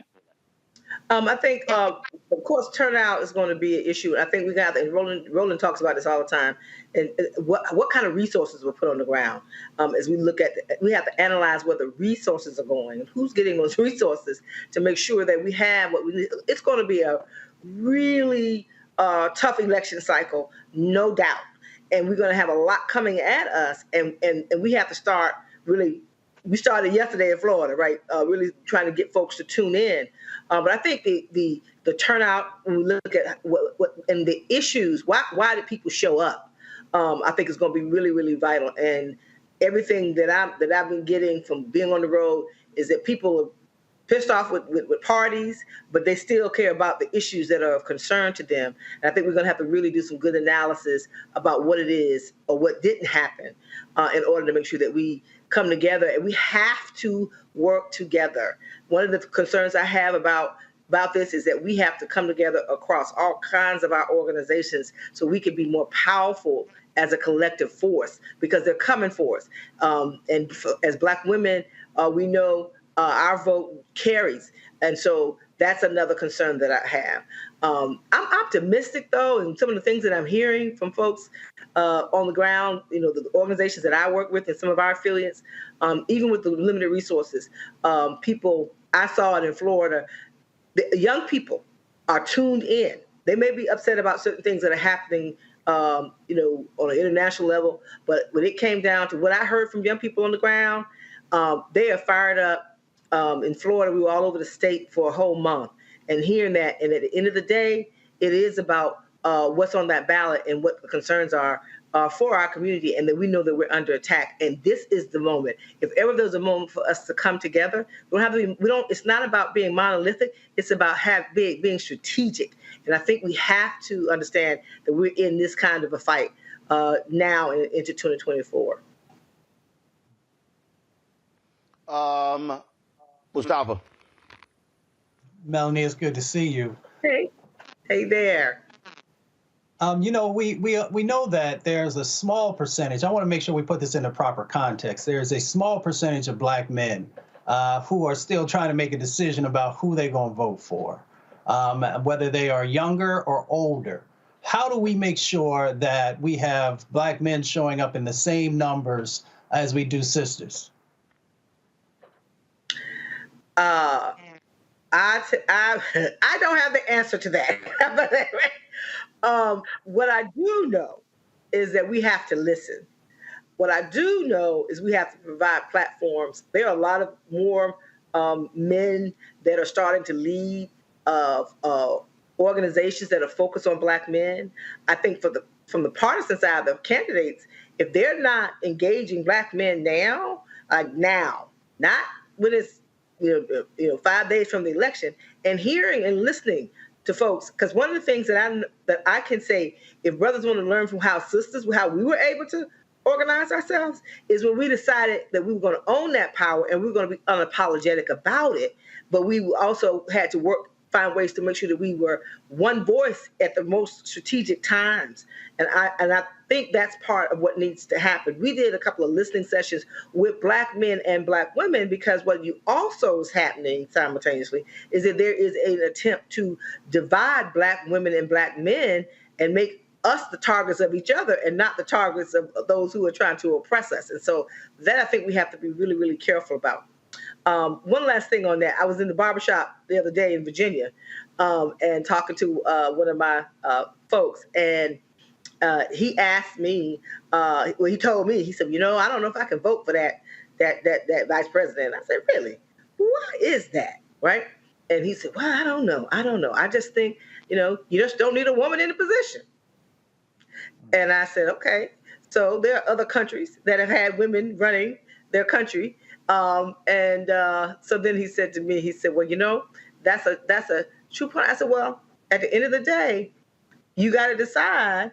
And what is it about her, besides the fact that she's a woman, that makes you not want to? I said, and then it did an analogy that he said, the lioness can take down the lion. I said, yeah. So halfway you get there. And so by the time we got through talking, he had a different perspective because I just listened. I didn't judge him. I didn't say, why would you not do that? And just listen to the brother. And just say, by the time we got through, I felt like he was thinking a little bit differently because I just sat there and listened. It takes more work on the ground, neighborhood to neighborhood, community to community, barbershop to barbershop. But I also think men have to come together in a way that it's different for sisters than it is for brothers. And I know that, and help figure that out. So need you to help us figure that out. I got you. Mignon? So first of all, I have to tell you, thank you for your service because the work that you're doing is tremendously important and tremendously it's just incredibly important. And the amount of patience that you practiced in these dialogues and conversations of listening to each other, all hats off to you because I don't have that patience. But what I wanted to say to you, you brought up something that was really important, I thought, and it's something that came up in the last election, which was this notion of misinformation and disinformation in AI. And we know that there was all sorts of targeting of Black communities, sort of telling people that there were incidents of police brutality that hadn't really happened, and therefore, candidate X, Y, and Z was tied to it. So what are your thoughts about how we can better educate our communities on media literacy, right? On how to disentangle this misinformation and disinformation, because we live in these echo chambers now, and it's so difficult, right? We're just like all kind of like sitting ducks, and America's like the easiest place to sort of leverage these racist tropes and leverage these racist ideas to get us to push further back, because at some point you're like, I don't want to hear it, I don't want to engage, I don't want to be a part of this anymore, because you get pounded with it every single day. How do we educate our communities in order to help them have everyone better have basic media literacy and learning how to navigate all of this disinformation and misinformation? One of those ways, I think, we have a lot of folks who are quote unquote influencers who have platforms, because more people get information information, especially younger people, get information from digital, right, online, from Roland Martin Unfiltered, from places not watching the television screen, and in many cases, not getting it at the churches and not getting it on radio is like used to. So I think part of it is to utilize that system. We always have major efforts over the years, and we still need to do some of the traditional things like getting the DJs and all those kind of things. But we got to get the influencers together. I think so. That's from a grassroots perspective. The other is systemic. Tomorrow, I'm actually participating in the U.S. Senate's AI forum on elections and democracy, right? And part of it is holding these companies accountable who are making the money off of AI, right? And who are not concerned about making sure that they have some element of responsibility about what gets put out here through their platforms with misinformation. And it's all about the money. And so there has to be some accountability for those who are making the money, that you have some element of social responsibility that must be done. What that looks like, obviously, there's going to have to be some federal legislation around it. You got states like Michigan who are trying to pass laws to deal with that, deal with the fact that, because some of this stuff is just like AI makes it on steroids, but like, robocalls, that's and how that we've been targeted. Is nothing new about how they would take a Black person who's running for office and make them look menacing. So imagine how that's going to be done through AI. It's so much. Now you can take somebody's image and voice. So there's a lot. But at the end of the day, there's a company that's making money behind that. And we have to follow that money and hold people accountable as well. So I think it's grassroots, but it's also holding people accountable. I think it's funny that you said that, because one of the things that I thought about immediately was when you said legislation, right? Well, elections dictate legislation. They're connected to legislation, right? So if we want to protect ourselves and protect our information and protect our elections, especially dealing with this AI and how AI is so problematic when it comes to misidentifying Black people, right? We got to make sure that we vote. We got to vote. We got to vote the right people in that are willing to push the legislation forward to protect us in this aspect as well. Yeah, and I hope younger people who are much more involved in this would also get involved in helping to fight that fight. Yeah. And I think that's going to be important as well. All right, Melanie Campbell, we appreciate it. Thanks a lot. Thank you. Folks, it is 7:30 on the East Coast, 6:30 p.m. Central. Polls in Texas, especially in Houston. Mayoral race there. A close in about 30 minutes. Voters in Dallas, you got 30 minutes to still vote because, of course, there are constitutional amendments that are on the ballot. Other local races as well. Polls have closed in Virginia. They closed in Kentucky. They closed in Pennsylvania. Now we are waiting to see what the results are. We're going to continue tracking that and keep you updated. You're watching Roland Martin Unfiltered right here on the Black Star Network. I'm Dee Barnes, and next on The Frequency, we talk to award-winning screenwriter and director Chanel Dupree about her film, You Think You're Grown, the adultification of young Black girls. This is a conversation that all women can relate to. This woman was like, oh my God, I went through this when I was a kid. She wore something, it was a maxi dress, but the way it fit on her body, this female teacher thought that she looked too grown and spun her around in front of a male teacher and said, do you think she looks grown, right? Oh my God. So that's next time on The Frequency on the Black Star Network. Next on The Black Table with me, Greg Carr, we welcome the Black Star Network's very own Roland Martin, who joins us to talk about his new book, White Fear: How the Browning of America is Making White Folks Lose Their Minds.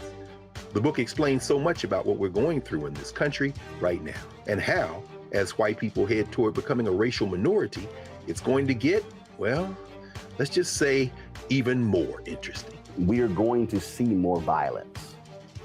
We're going to see more vitriol, because as each day passes, it is a nail in that coffin. The one and only Roland Martin on the next Black Table, right here on the Black Star Network.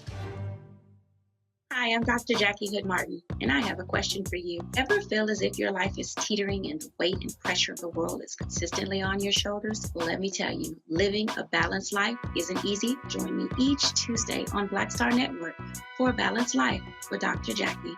We'll laugh together, cry together, pull ourselves together, and cheer each other on. So join me for new shows each Tuesday on Black Star Network, A Balanced Life with Dr. Jackie.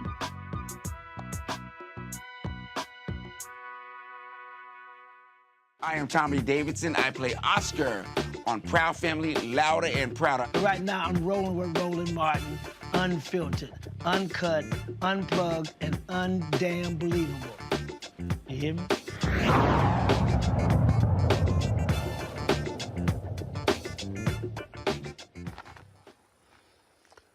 Folks, it is election day all across the country. One of the places our eyes are locked in on is the gubernatorial race there in Mississippi. They have run out of ballots at several locations in Hinds County. They are going to court to keep hours extended.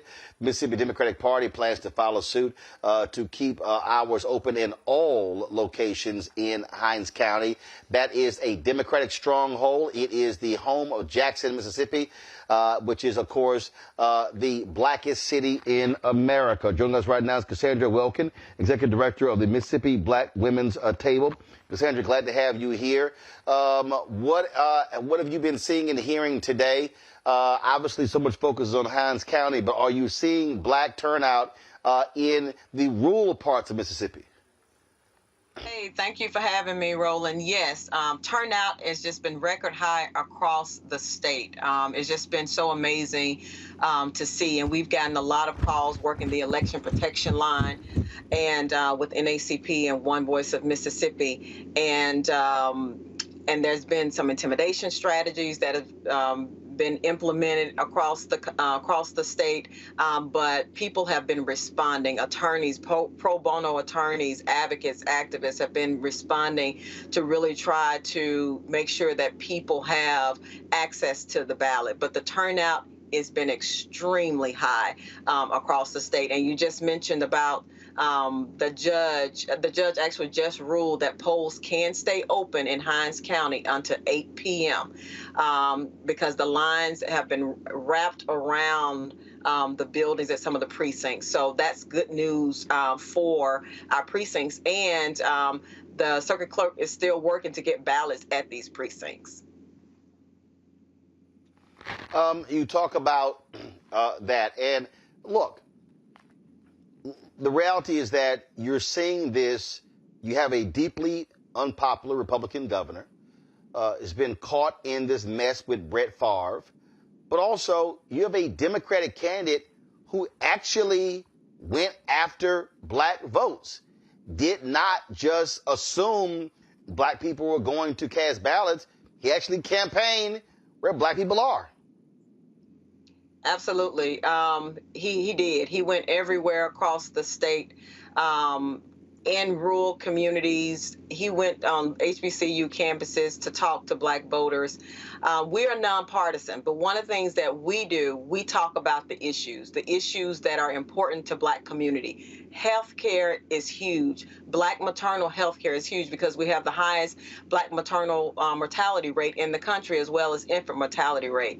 We have the highest poverty rate. And so one of the things that he's been talking about is cutting the grocery tax.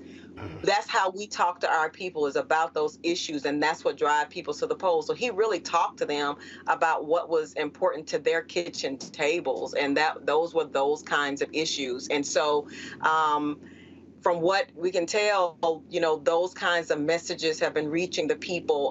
But as I can say, advocate organizations have had radio commercials just talking to the people about those issues. And from what we can tell, that has been working. In Kentucky, Dave Wasserman, who is with Redistrict on Twitter, Mustafa Minyong and Larry. Wow, he goes, I've seen enough. Andy Beshear wins re-election in Kentucky governor's race, defeating Daniel Cameron. Yay. That's great news. Mignon, you had a reaction there. Go right ahead. I did. No self-respecting black man can be a Trump light. Okay, he just scared me. Cameron scared me, and I've been clicking. I don't know how you can watch Twitter because I'm clicking on the news on the internet, trying to see if I could catch up, hoping that Andy Bashir would be able to pull it through. I think that Cameron was dangerous. I think he was a terribly dangerous person that could be used as a ploy to help dismantle our democracy in quite nefarious ways. So I am ecstatic if that's really true. I don't know because I can't seem to use social media the way that you do.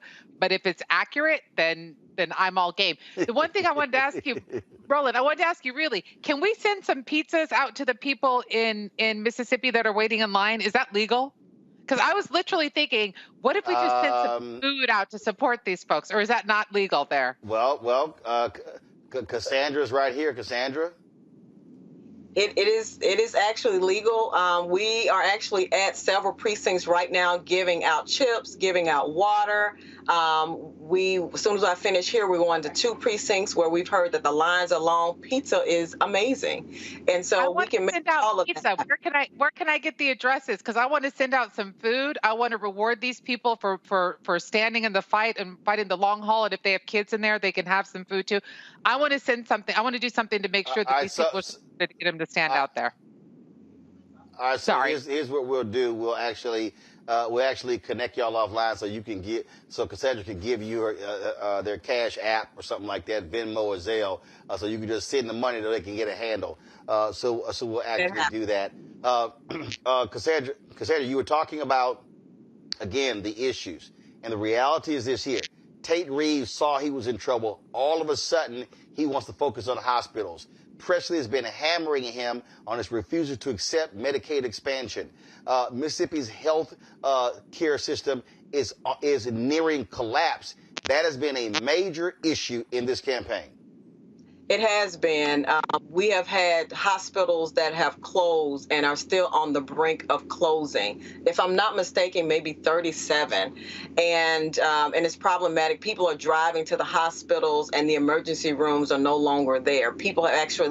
We've had women who have lost their lives going to the hospital and there's no hospital there. These are real issues, and it is a bipartisan issue. And we've had leadership who pretty much, Governor Reeves have basically said that he don't want to expand, Medicaid, but it is a bipartisan issue. Republicans and Democrats are saying this is critical and we need it. When you have the hospital associations and physician associations standing up publicly and saying, we need Medicaid expansion.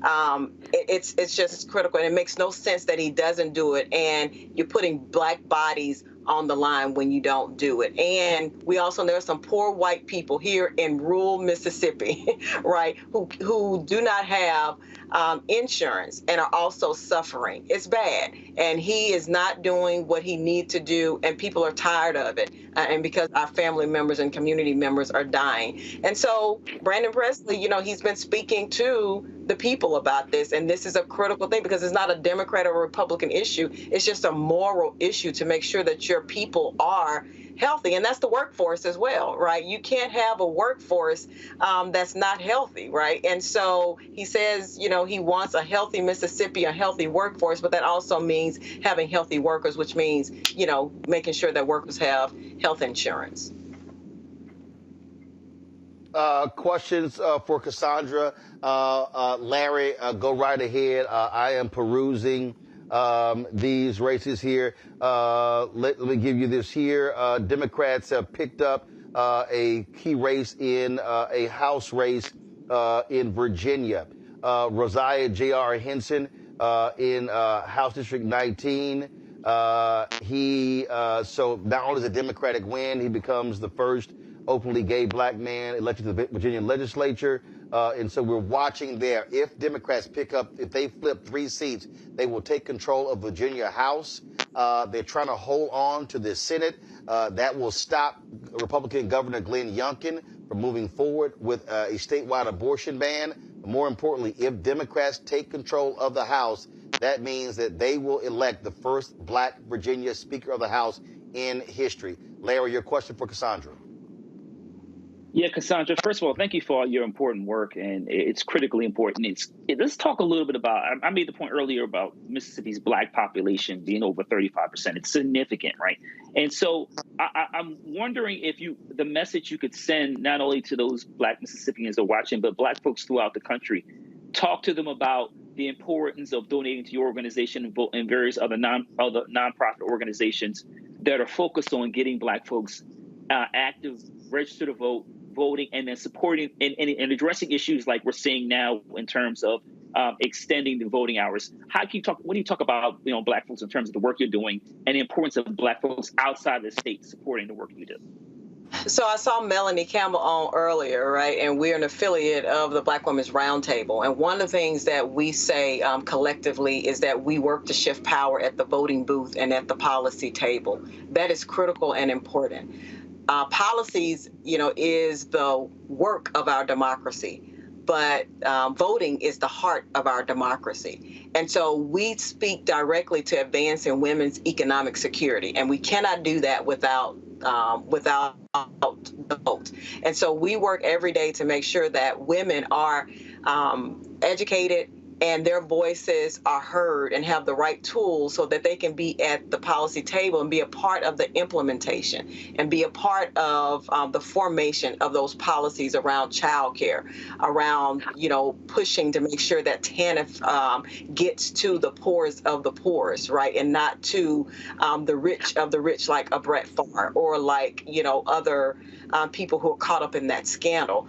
We talk about, moms that are 8 out of 10 Black women in the state of Mississippi are heads of households. And so that's the work that we do, is to equip them to be leaders in their communities. So people can go to our website, msbwr.org, and they can make donations to help us continue to make sure that women, Black women and girls' voices are centered in this policy debate, and that we are growing a leadership pipeline for the long-term work, right? When the water crises happened here in the city of Jackson, Black Women's Roundtable, the Mississippi Rapid Response Coalition, we were all there on the front lines making sure that our communities were taken care of. When the tornadoes happened, the same thing happened. We were there to make sure that our communities were taken care of. And so we speak right directly to these folks, to our people, to say, want you to vote, but this is why you vote, because your kitchen table matters. That grocery tax, which is the highest, like we have a grocery tax that is so high, why is that the case right now? When we have a very poor communities across this state, that needs to be cut. And so this is the work we're doing. So people can go to our website, like us on Facebook, MSB, Mississippi Black Women's Roundtable, and put your investment there. That's what we're doing. We're working for our Black women, our Black girls, and our Black community. Real quick, Mustafa. Well, Cassandra, it's good to see you. Thank you for everything that you all continue to do. The work starts on Thursday. The reason I say the work starts on Thursday, because Wednesday, everybody needs a day of rest. And I know y'all not going to rest for very long, along with all the other folks. What do we start doing on Thursday? We have billions upon billions of dollars that are moving from the federal government down to the states, the counties, and local governments. How do we make sure that the wins that are accomplished today and tonight, that we translate that into real change on the ground? So we never stop organizing. It's just a 365-day thing that we do. We organize. And so what we're going to be doing and have started to put in plan, we're actually going to be having community conversations with people just about what did this election mean to you, and are these issues still the same issues? Let's give you the tools that you need to continue to organize your community, because we understand also that 2024 is coming up. Our local elections are happening along with, because Mississippi, we have elections every year. And so not only are local elections happening next year, but also we know the presidential election. So we're going to be back in community, talking to people about the issues, asking them what happened, what didn't happen at your poll, so we can make it better, right, at your precincts, so we can make it better and continue to grow leaders. And so this is 365 days throughout the year. And so we're going to continue to do what we always do, which is organize, talk to people, get on people's front porch and drink some sweet tea and eat some hot grits. That's the work that we are doing. Cassandra, we appreciate it. Thank you so very much. Keep up the work. Again, let me remind people, polls in Mississippi have been extended until 8 p.m. Folks, if you are in line, stay in line. Prepare for long lines in Hinds County. Please prepare for Cliff Albright just sent this tweet out. Mississippi orgs are scrambling to notify voters in Hinds about extended hours and to extend line warming for potentially long lines in some Hinds County precincts. If you know someone in Hinds or if you volunteered with Mississippi orgs, please help spread the word Black Voters Matter. Mignon, we're going to connect you with Cassandra so we can get her information and so we can get folks there. Some pizza in line. Again, I need everybody who's watching, tell your friends and family members. Send the word forth right now.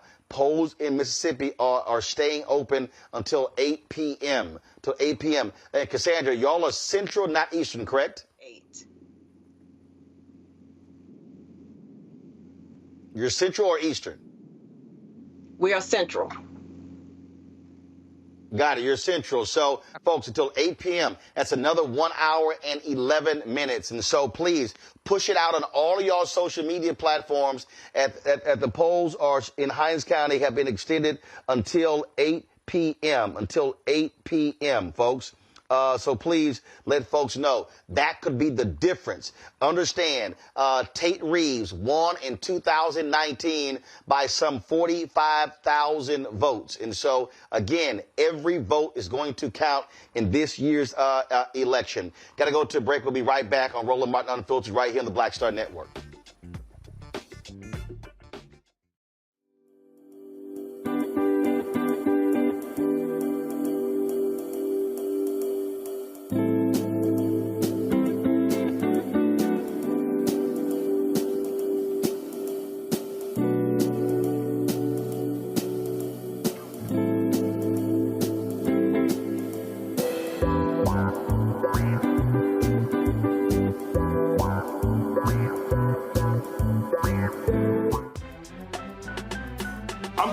Muhammad, live from LA. And this is The Culture. The Culture is a two-way conversation. You and me. We talk about the stories, politics, the good, the bad, and the downright ugly. So join our community every day at 3 p.m. Eastern and let your voice be heard. Hey, we're all in this together. So let's talk about it and see what kind of trouble we can get into. It's The Culture. Weekdays at 3, only on the Black Star Network.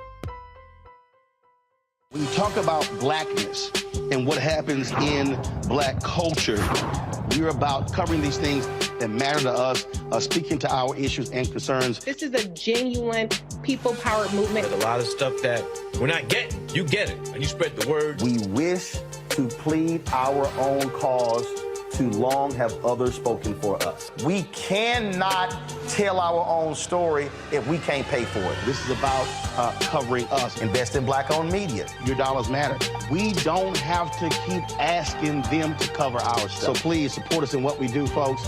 We want to hit 2,000 people, $50 this month, raise $100,000. We're behind 100,000, so we want to hit that. Y'all money makes this possible. Check some money orders. Go to P.O. Box 57196, Washington, D.C. 20037-0196. The Cash App is $RM Unfiltered. PayPal is R Martin Unfiltered. Venmo is RM Unfiltered. Zelle is roland@rolandsmartin.com. Hi, I'm Dr. Jackie Hood Martin, and I have a question for you. Ever feel as if your life is teetering and the weight and pressure of the world is consistently on your shoulders? Well, let me tell you, living a balanced life isn't easy. Join me each Tuesday on Black Star Network for A Balanced Life with Dr. Jackie. We'll laugh together, cry together, pull ourselves together, and cheer each other on. So join me for new shows each Tuesday on Black Star Network, A Balanced Life with Dr. Jackie.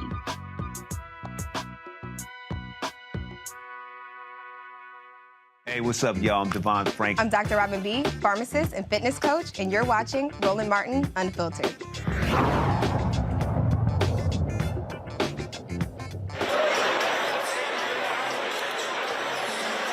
Down goes Cameron. Down goes Cameron. This is a live look at the campaign party for Kentucky Governor Democrat Andy Beshear. He has defeated Black Republican Daniel Cameron for the governor's race. Daniel Cameron didn't do a damn thing in the Breonna Taylor case.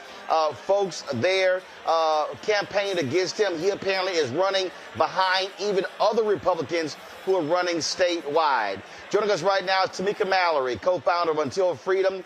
They spent a lot of time, energy, money, resources there on the ground in Kentucky. I know you tired. I know you want a nap, but I know you are overjoyed. Cameron loses. Yeah, absolutely. You know, first of all, Roland, I just want to say thank you to you. You've been with us for the entire 3+ years that we've been here in Kentucky. When no one else would cover, when things would get quiet, we could always depend on you to make sure that our stories and the work of what we were doing here in Kentucky was uplifted. And I'm on all your text threads, and I know that you make sure everybody else knows what we've been doing at Until Freedom. 3.5 years ago, we came to Kentucky and we promised Breonna Taylor's family that we would be here until the end. And for us, the end wasn't just the protest movement. And then once there was no indictment, by the state of Kentucky, we could have gone home, but we stayed to ensure that there were federal indictments. And now we're in federal court, which you and I talked about last week on your show. And so that is an ongoing process. But tonight was very important for us because we understand that protests and politics must be aligned. And in this situation, we knew that what Daniel Cameron did to Breonna Taylor was wrong. We knew that we had to stand up and make sure that other Black folks in the state of Kentucky would not believe that just because he's a Black man, he's in a fraternity, his mother is in a sorority. We wanted to make sure that they did not believe that we could drop the ball or believe somehow that Daniel Cameron was a viable candidate for governor of this state. He did wrong by Breonna Taylor, but he also disrespected and violated the rights of all the citizens of Kentucky, and particularly those jurors who had every single right to make a decision about the fate of the officers for killing Breonna Taylor specifically. So we did not want him to be governor. He does not deserve to be promoted, and he needed to be washed up. We need to make sure he didn't get beat just by a small margin, but that he was beat at large numbers so that we could make or signal to him and every other Black person, particularly who would dare to disrespect our community and to disrespect Black women, that we as the people will not be defeated, that when we rise up and when we organize, we can win.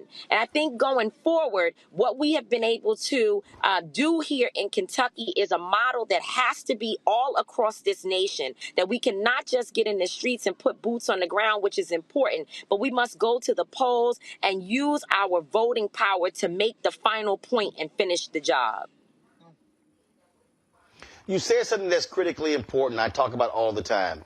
And I've heard others say, if you're out there protesting and then you're not engaged in the election, all you're doing is taking a walk, shouting and yelling. You cannot say we need to change policies if you don't change the policy makers. And look, the work that y'all did, it wasn't about, hey, go Andy Beshear. What it was about was, here is a evil man supported by Donald Trump who sold Black people out, who did nothing, who lied to the grand jury, and who need to be penalized and not rewarded for not doing his job as the Attorney General of Kentucky.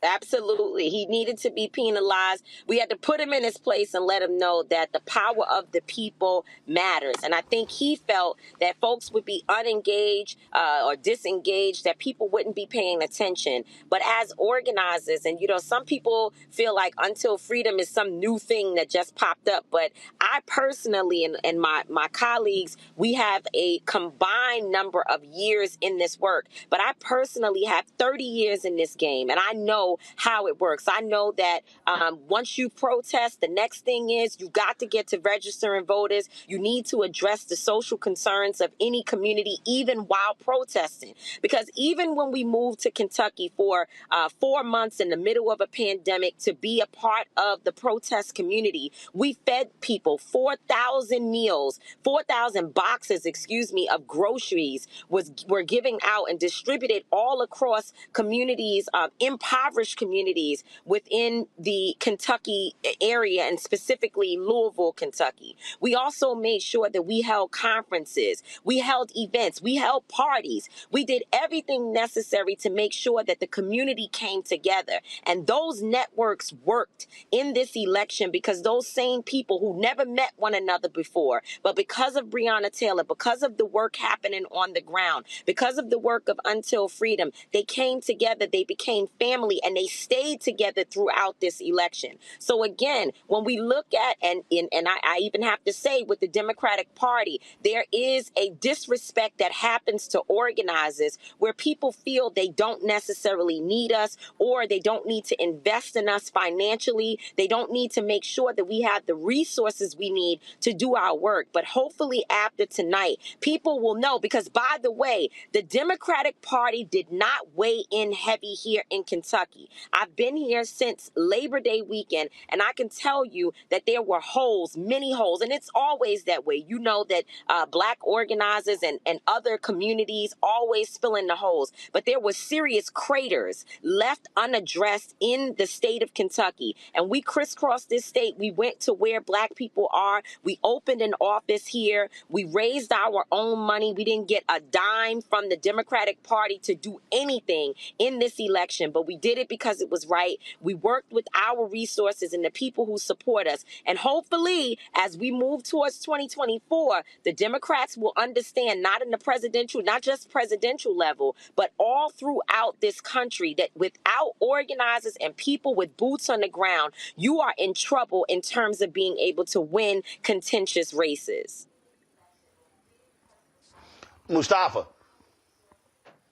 Well, Tamika, it's good to see you. I know all the energy that's went into making this moment become a reality. What's the next step as we move forward toward 2024? I'm so glad you asked. I can tell you that.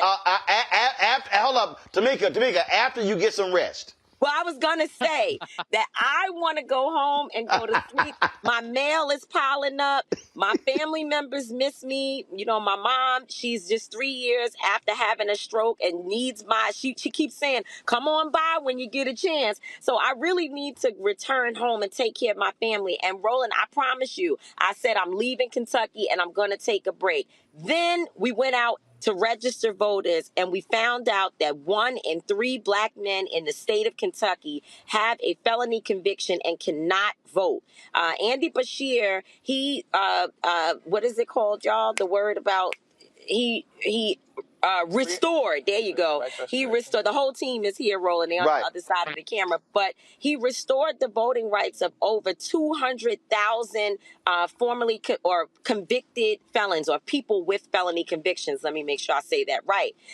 He restored their voting rights, and so many of them have gone to the polls in this election. However, in the last numbers, we know that only about 60,000 registered, and only 10,000 of those individuals have gone to the polls. So we did some work, and really were specifically focused with my son and attorney Angelo Pinto, on focusing in on that community, along with local organizers who specifically do work around formerly incarcerated folks. However, there are still many more. As we were out registering people, too many Black men said, I can't vote. So as soon as I thought I was going home to rest, I realized that we've got to work with Representative Keturah Haran and others who are committed to restoring the rights, the voting rights of people who have felony convictions here in the state. And so, you know, even the office that we were going to close down today, there was conversations about whether or not it needs to stay open to be a hub for expungement work that will be led by our brothers at Until Freedom. Mignon. So thank you again for all of the work that you're doing out there. I know you must be exhausted, but ecstatic because it's lovely to see the other side and the fruits of your labor.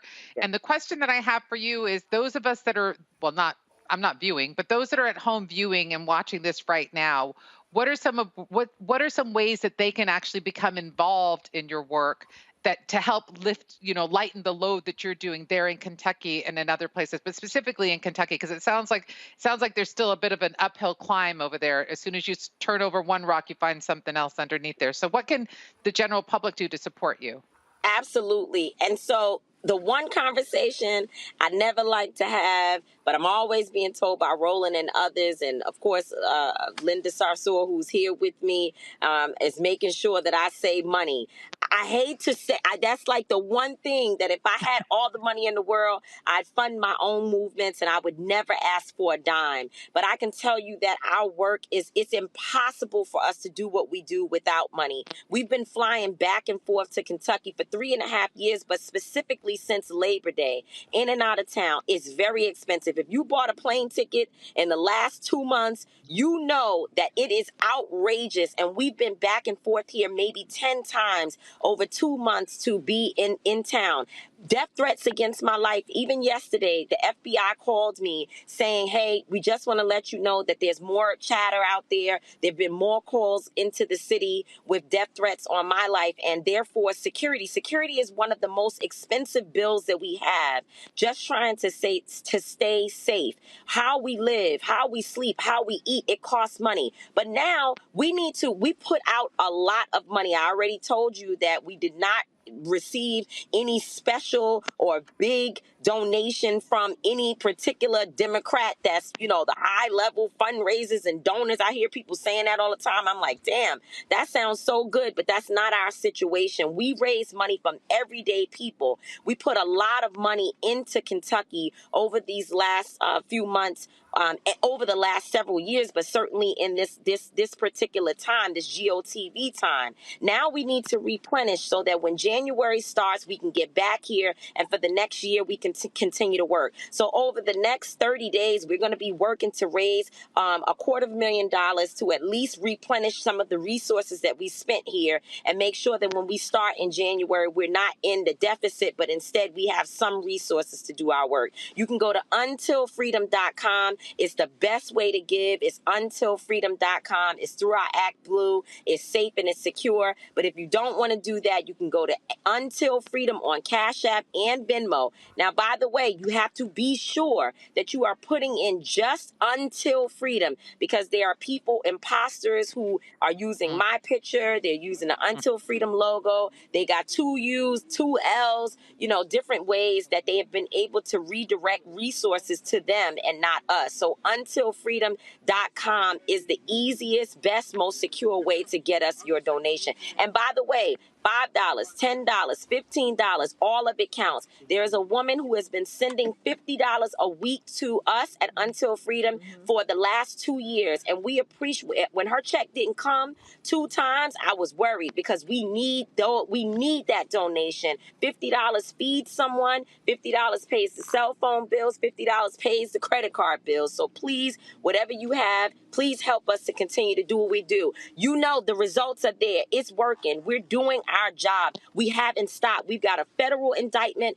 that happened because the people stayed on the job. We did not allow the feds to forget about Breonna Taylor. And now you also have us winning an election. We're letting you know that we're sophisticated in our organizing. We are not just, and I'm not knocking anybody that's a protester, because there were protesters out there with us, and without them, we could never have been able to get to this point. But we as organizers are very sophisticated in our understanding of how all of these things connect. But we cannot go and ask a corporation to fund us while we do this work. We've got to be free Black people who are able, free Black and brown people and other people who are able to get out there and speak truth to power and not have to answer to anybody for the work that we're trying to get done. That's right. That's right. Larry, real quick, Larry. Yeah, real quick. Can you talk about the importance of this, of investing now and seeing the flowers grow 2, 4, 6, 8, 10 years from now? Absolutely. I mean, first of all, we've stopped something that we saw coming. We knew that Daniel Cameron wasn't just going to be the governor of Kentucky. What Daniel Cameron is trying to usher in is really adjacent to what we see happening in Florida, where Ron DeSantis is governor. I mean, by the way, yes, we talked about his issues with Breonna Taylor and the obstruction to justice in that case, but his 12-point plan, getting rid of civilian complaint review boards where folks would not have a remedy for filing complaints against police. He wanted to give the death penalty to drug dealers. I mean, this man, he's the cousin of Ron DeSantis. He is a Trump endorsed candidate, or he was a Trump endorsed candidate. This man is out of his mind, as far as we're concerned, to be a black person who would have the type of policies that would only challenge us. When you start talking about drug dealers, okay, fine. If you're one of these people, because I had black folks saying, well, I kind of understand with drug dealers, we don't want them in our community. But then what are you going to do about pharmaceutical companies that are selling more drugs than any Pookie or Ray Ray on a street corner? You don't have a plan to deal with those individuals at all. All you want to do is criminalize our people. And so when you talk about 6 to 10 years from now, if he would have become governor of Kentucky, I could see him running for president as a black man with the values that he has and potentially winning. So we had to stop him in his tracks. So now he doesn't have a job as attorney general, and he will have to go circle back and figure out how he tries to come back around to running for a larger office in this state and, of course, in the country.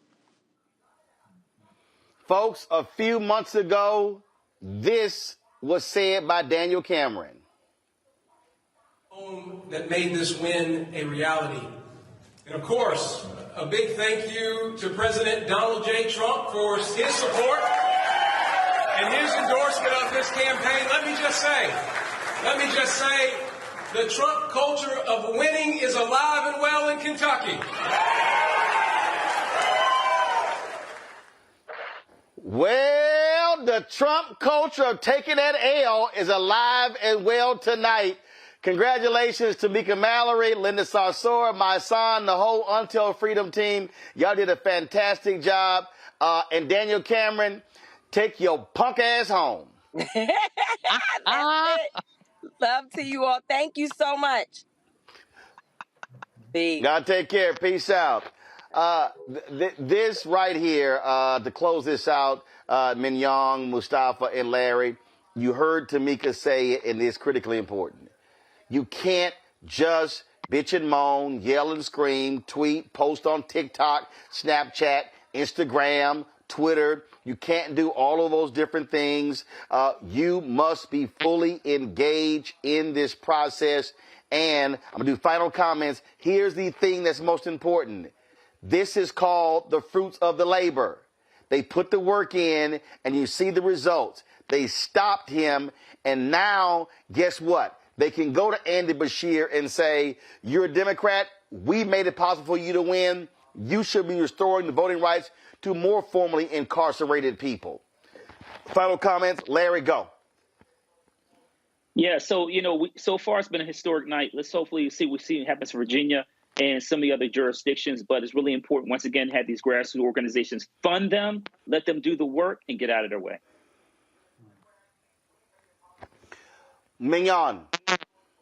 Power of our people. That's the moral to the story tonight that we saw. These are ordinary people that are extraordinary citizens and extraordinary beings that are really invested in the well-being and the liberation of Black folks. And they have proven to us the type of power that we really have, especially to Tamika just in the last segment. They have proven to us, illustrated to us, demonstrated to us that we have the power to affect the change that we want to. We just got to get in the game. And it's just like what Barack Obama used to say, don't boo, vote. We got to vote. Mustafa. Grab your power, use your power, and build upon your power. It's that simple. If we do that, we can make change happen in our community. Folks, we are, again, polling in Mississippi, extending until 8 p.m. 48 more minutes. If you're in line, stay in line in Hinds County. It's been extended again in Hinds County, okay? There are long lines there, and so please, look, Tate Reeves can go down in Mississippi. Our votes can be the difference.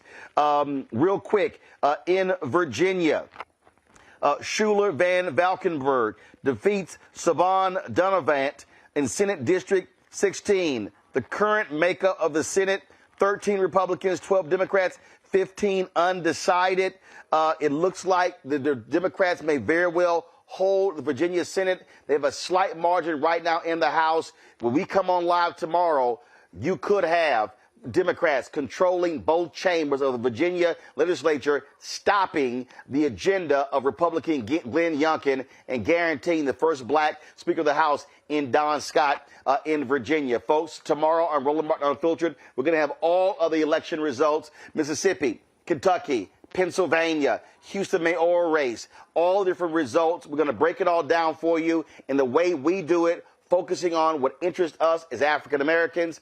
And so it's critically important for you to support black media. First and foremost, Larry, thank you. Mignon, thank you. Mustafa, thank you. Again, folks, nobody else is doing this. I'm telling you right now, Ebony, Essence, Black Enterprise, Griot, Blavity, all these other folks, all these other black-owned media companies, Urban One, Radio One, black-targeted folks like Complex, BET, none of them are doing the work that we are doing. You're not getting anywhere else anytime, including all these loudmouth, so-called weak punk-ass new black media folk. All they do is run their mouth. They're not breaking down election results as it relates to us. And so when you support the Black Star Network, this is the work that you are supporting. You saw in the last 2 hours, folks, from multiple people from Mississippi, Black Voters Matter, Women's Roundtable, Melody Campbell, Don Scott. We had, of course, Candace out of Houston. Nobody does the work that we do every single night, Monday through Friday. Plus, we don't just do Monday through Friday. We're live 7 days a week with our 24-hour streaming channel. You can see us on Amazon News. Go to Amazon Fire, check us out there. You can see Alexa play news from the Black Star Network. You can see us on Plex TV. You can see us on Amazon Freevee. And also, when you go to the live TV grid of Amazon Prime Video, you can see us right there with MSNBC, NBC, CBS, and the rest of them as well. Please join our Bring the Fuck fan club. Your dollars are critically important. Our goal is to get 20,000 of our fans contributing on average $50 each a year. That's $4.19 a month, 13 cents a day. You heard Tamika say they can't do the work without the resources. We can't do it either. We are about $290,000 behind where we need to be to close out the year. Send your check and money order, P.O. Box 57196, Washington, D.C., 20037-0196. Cash App, $RM Unfiltered. PayPal, R Martin Unfiltered. Venmo is RM Unfiltered. Zelle, Roland@RolandSMartin.com. Roland@RolandMartinUnfiltered.com.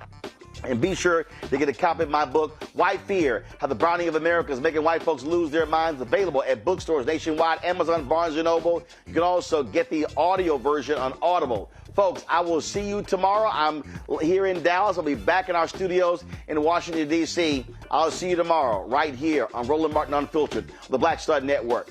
Holla! Folks, Black Star Network is here.